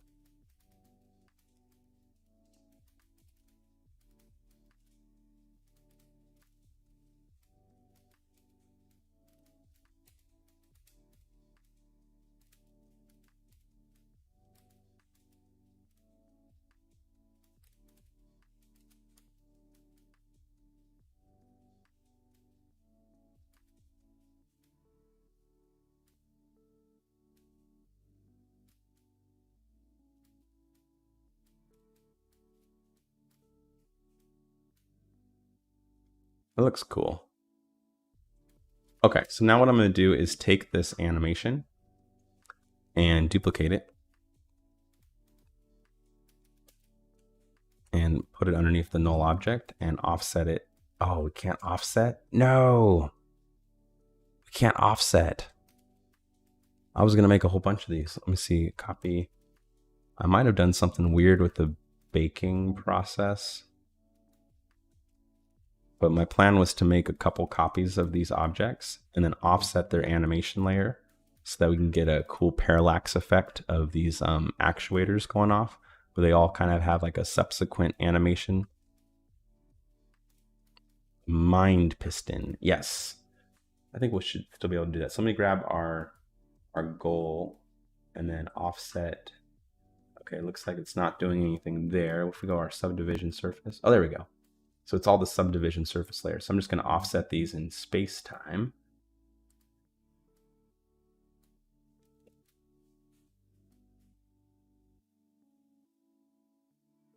There we go. So now each one should have a cool little, yeah, that looks good.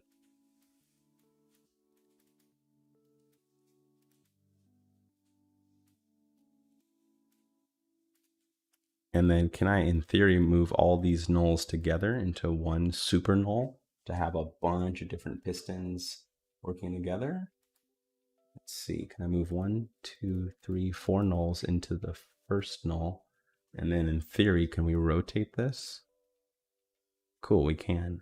And then we could move it forward.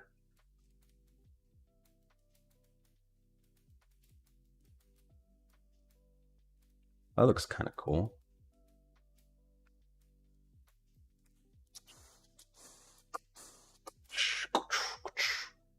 All right, let's set the keyframes.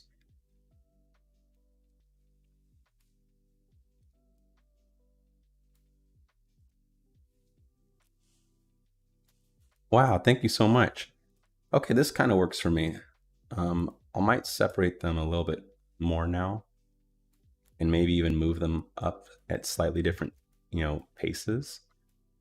So we get some volumetrics in there. So I'm just like pushing and pulling these pistons in and out of the eye hole. I wanted to play with the scale of them, but I don't think it's letting me do that. There we go. So that kind of helps justify the movement. The offset of notable right side rotate null back. Wait, the offset is notable from the right side. Offset is noticeable from the right side. Oh, sorry. I see what you mean. Yeah, we should maybe loop it around frame. We should probably go past 90. We should go all the way to frame 95. Oh, then we'll get the spinning gears to stop moving. What's the easiest / laziest way to do this? Maybe I'll copy all of these first keyframes that are out of the view, make them the last frame on frame 95. So then we at least get a little bit of time to catch up to there.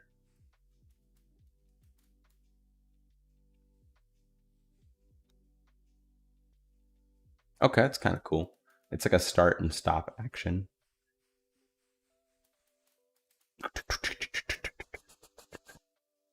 Work smarter, not harder. Yes, 100% of the time. All right, let's copy this. Speaking of working smarter, not harder, I'm gonna copy null 7, set this back, and then offset that So, and then maybe even lower it even further. So then we get some pretty crazy animation in there. Whoa. Or should we put this somewhere else? Or give it a slightly different rotation. 180? No, 90.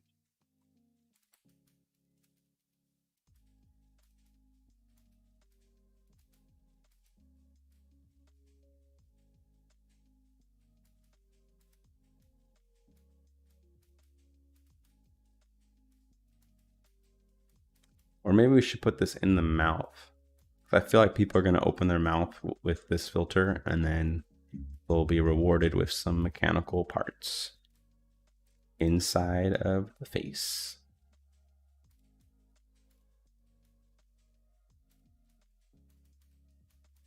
Okay, cool. So we get this nice little moving, although I kind of like them on the outside. What if there was in that little skull opening?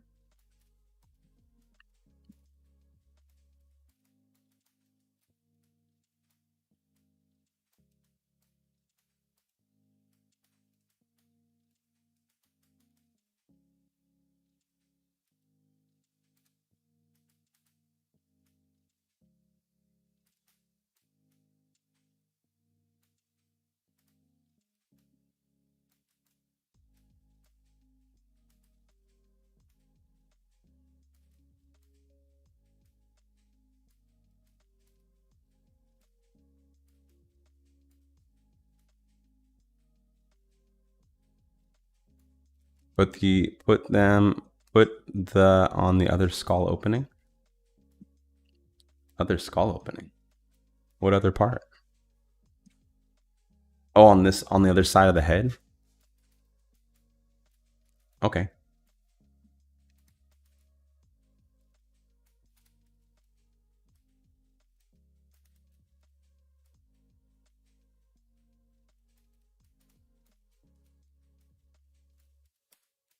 I do wish I could scale them up and down though. But I guess I'll just make it work.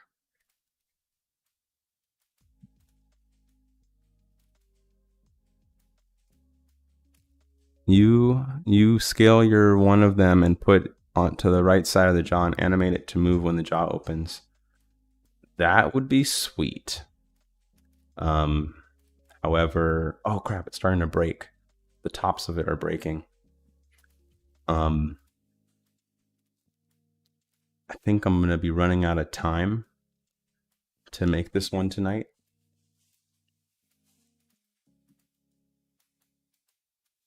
In fact, I'm going to scale it up and see what happens. Wow, that one let me scale it. Why did that work? I mean, it broke some things, but it kind of worked.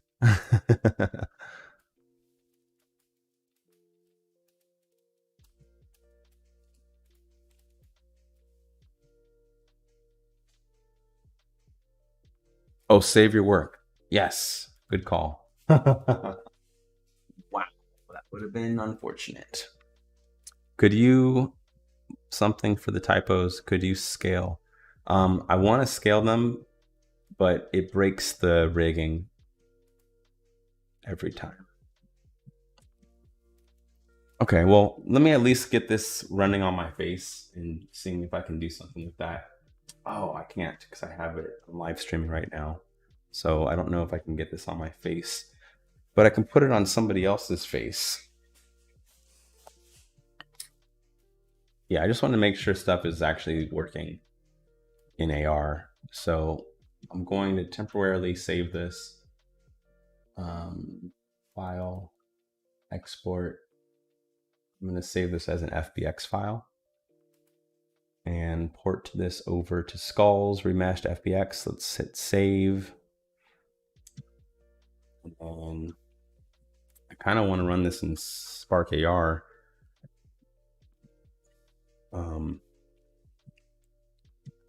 Fun. Oh, I want to do the face one. Or maybe we'll do it in TikTok.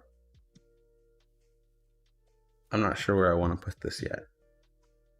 Okay, well, for testing purposes, Let's see if the FBX file can even run by itself.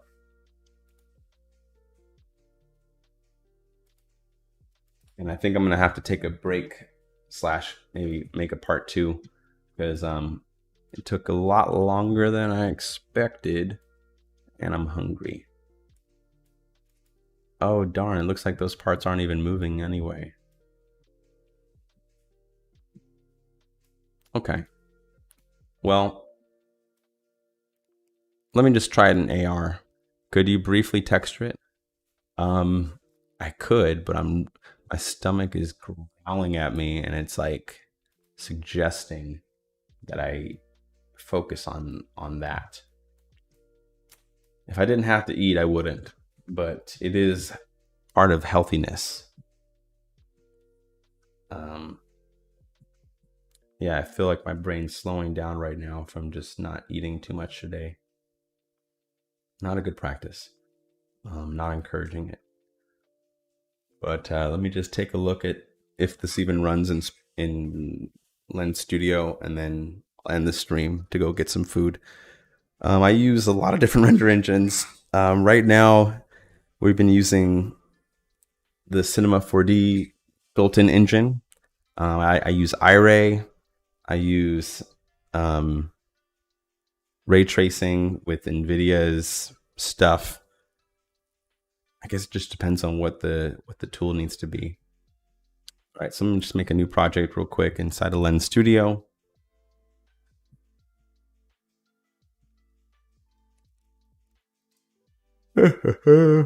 Okay. It's unable to get my camera, so I'll just switch it to a human face. And let's turn on head binding.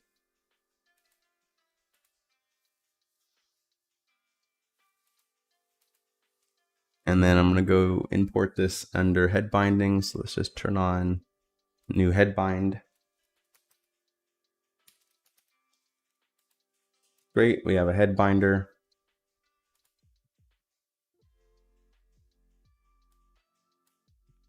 Oh, the preview is detached. Let me attach it there.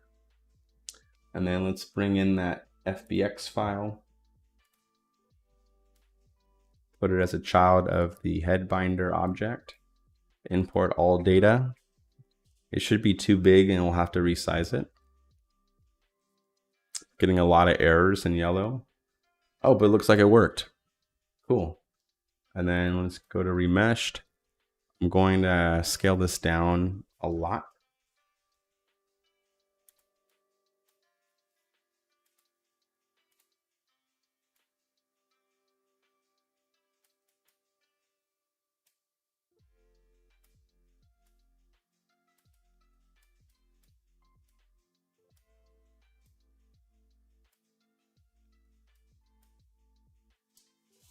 Cool.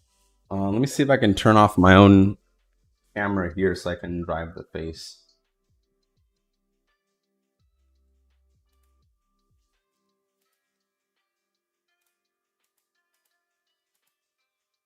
It won't let me drive it unless I stop streaming.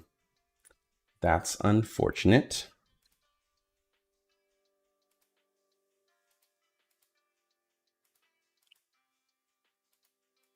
Yeah, I can't drive it. Okay. Cool. Well, it looks like it worked. This program is Lens Studio. And then for texturing, you can throw in some textures from your, you can throw in, they have a bunch of default material. So you can go into the object, go to materials, and then we got our default 1 and our default 2. If I go to default 1, this is where we would be able to change the skull color and whatnot. So, oh, it looks like it brought in 2 sets of geometry. So we'll have to do that later, but I'm gonna go, there you go. That was kind of how you would bring in some cool animation data into it. I guess it's gonna take a lot longer for me to make this work really nicely in real time and give it some good, texture quality and whatnot. But in terms of it kind of just quickly working, I mean, that's pretty good. That's pretty close to what it needs to be. So thank you so much for tuning in on Instagram as well as on YouTube. My YouTube feed kind of disappeared on me. So if you're on there, I apologize for not responding to much of the questions. But that's all, folks. Thanks for watching.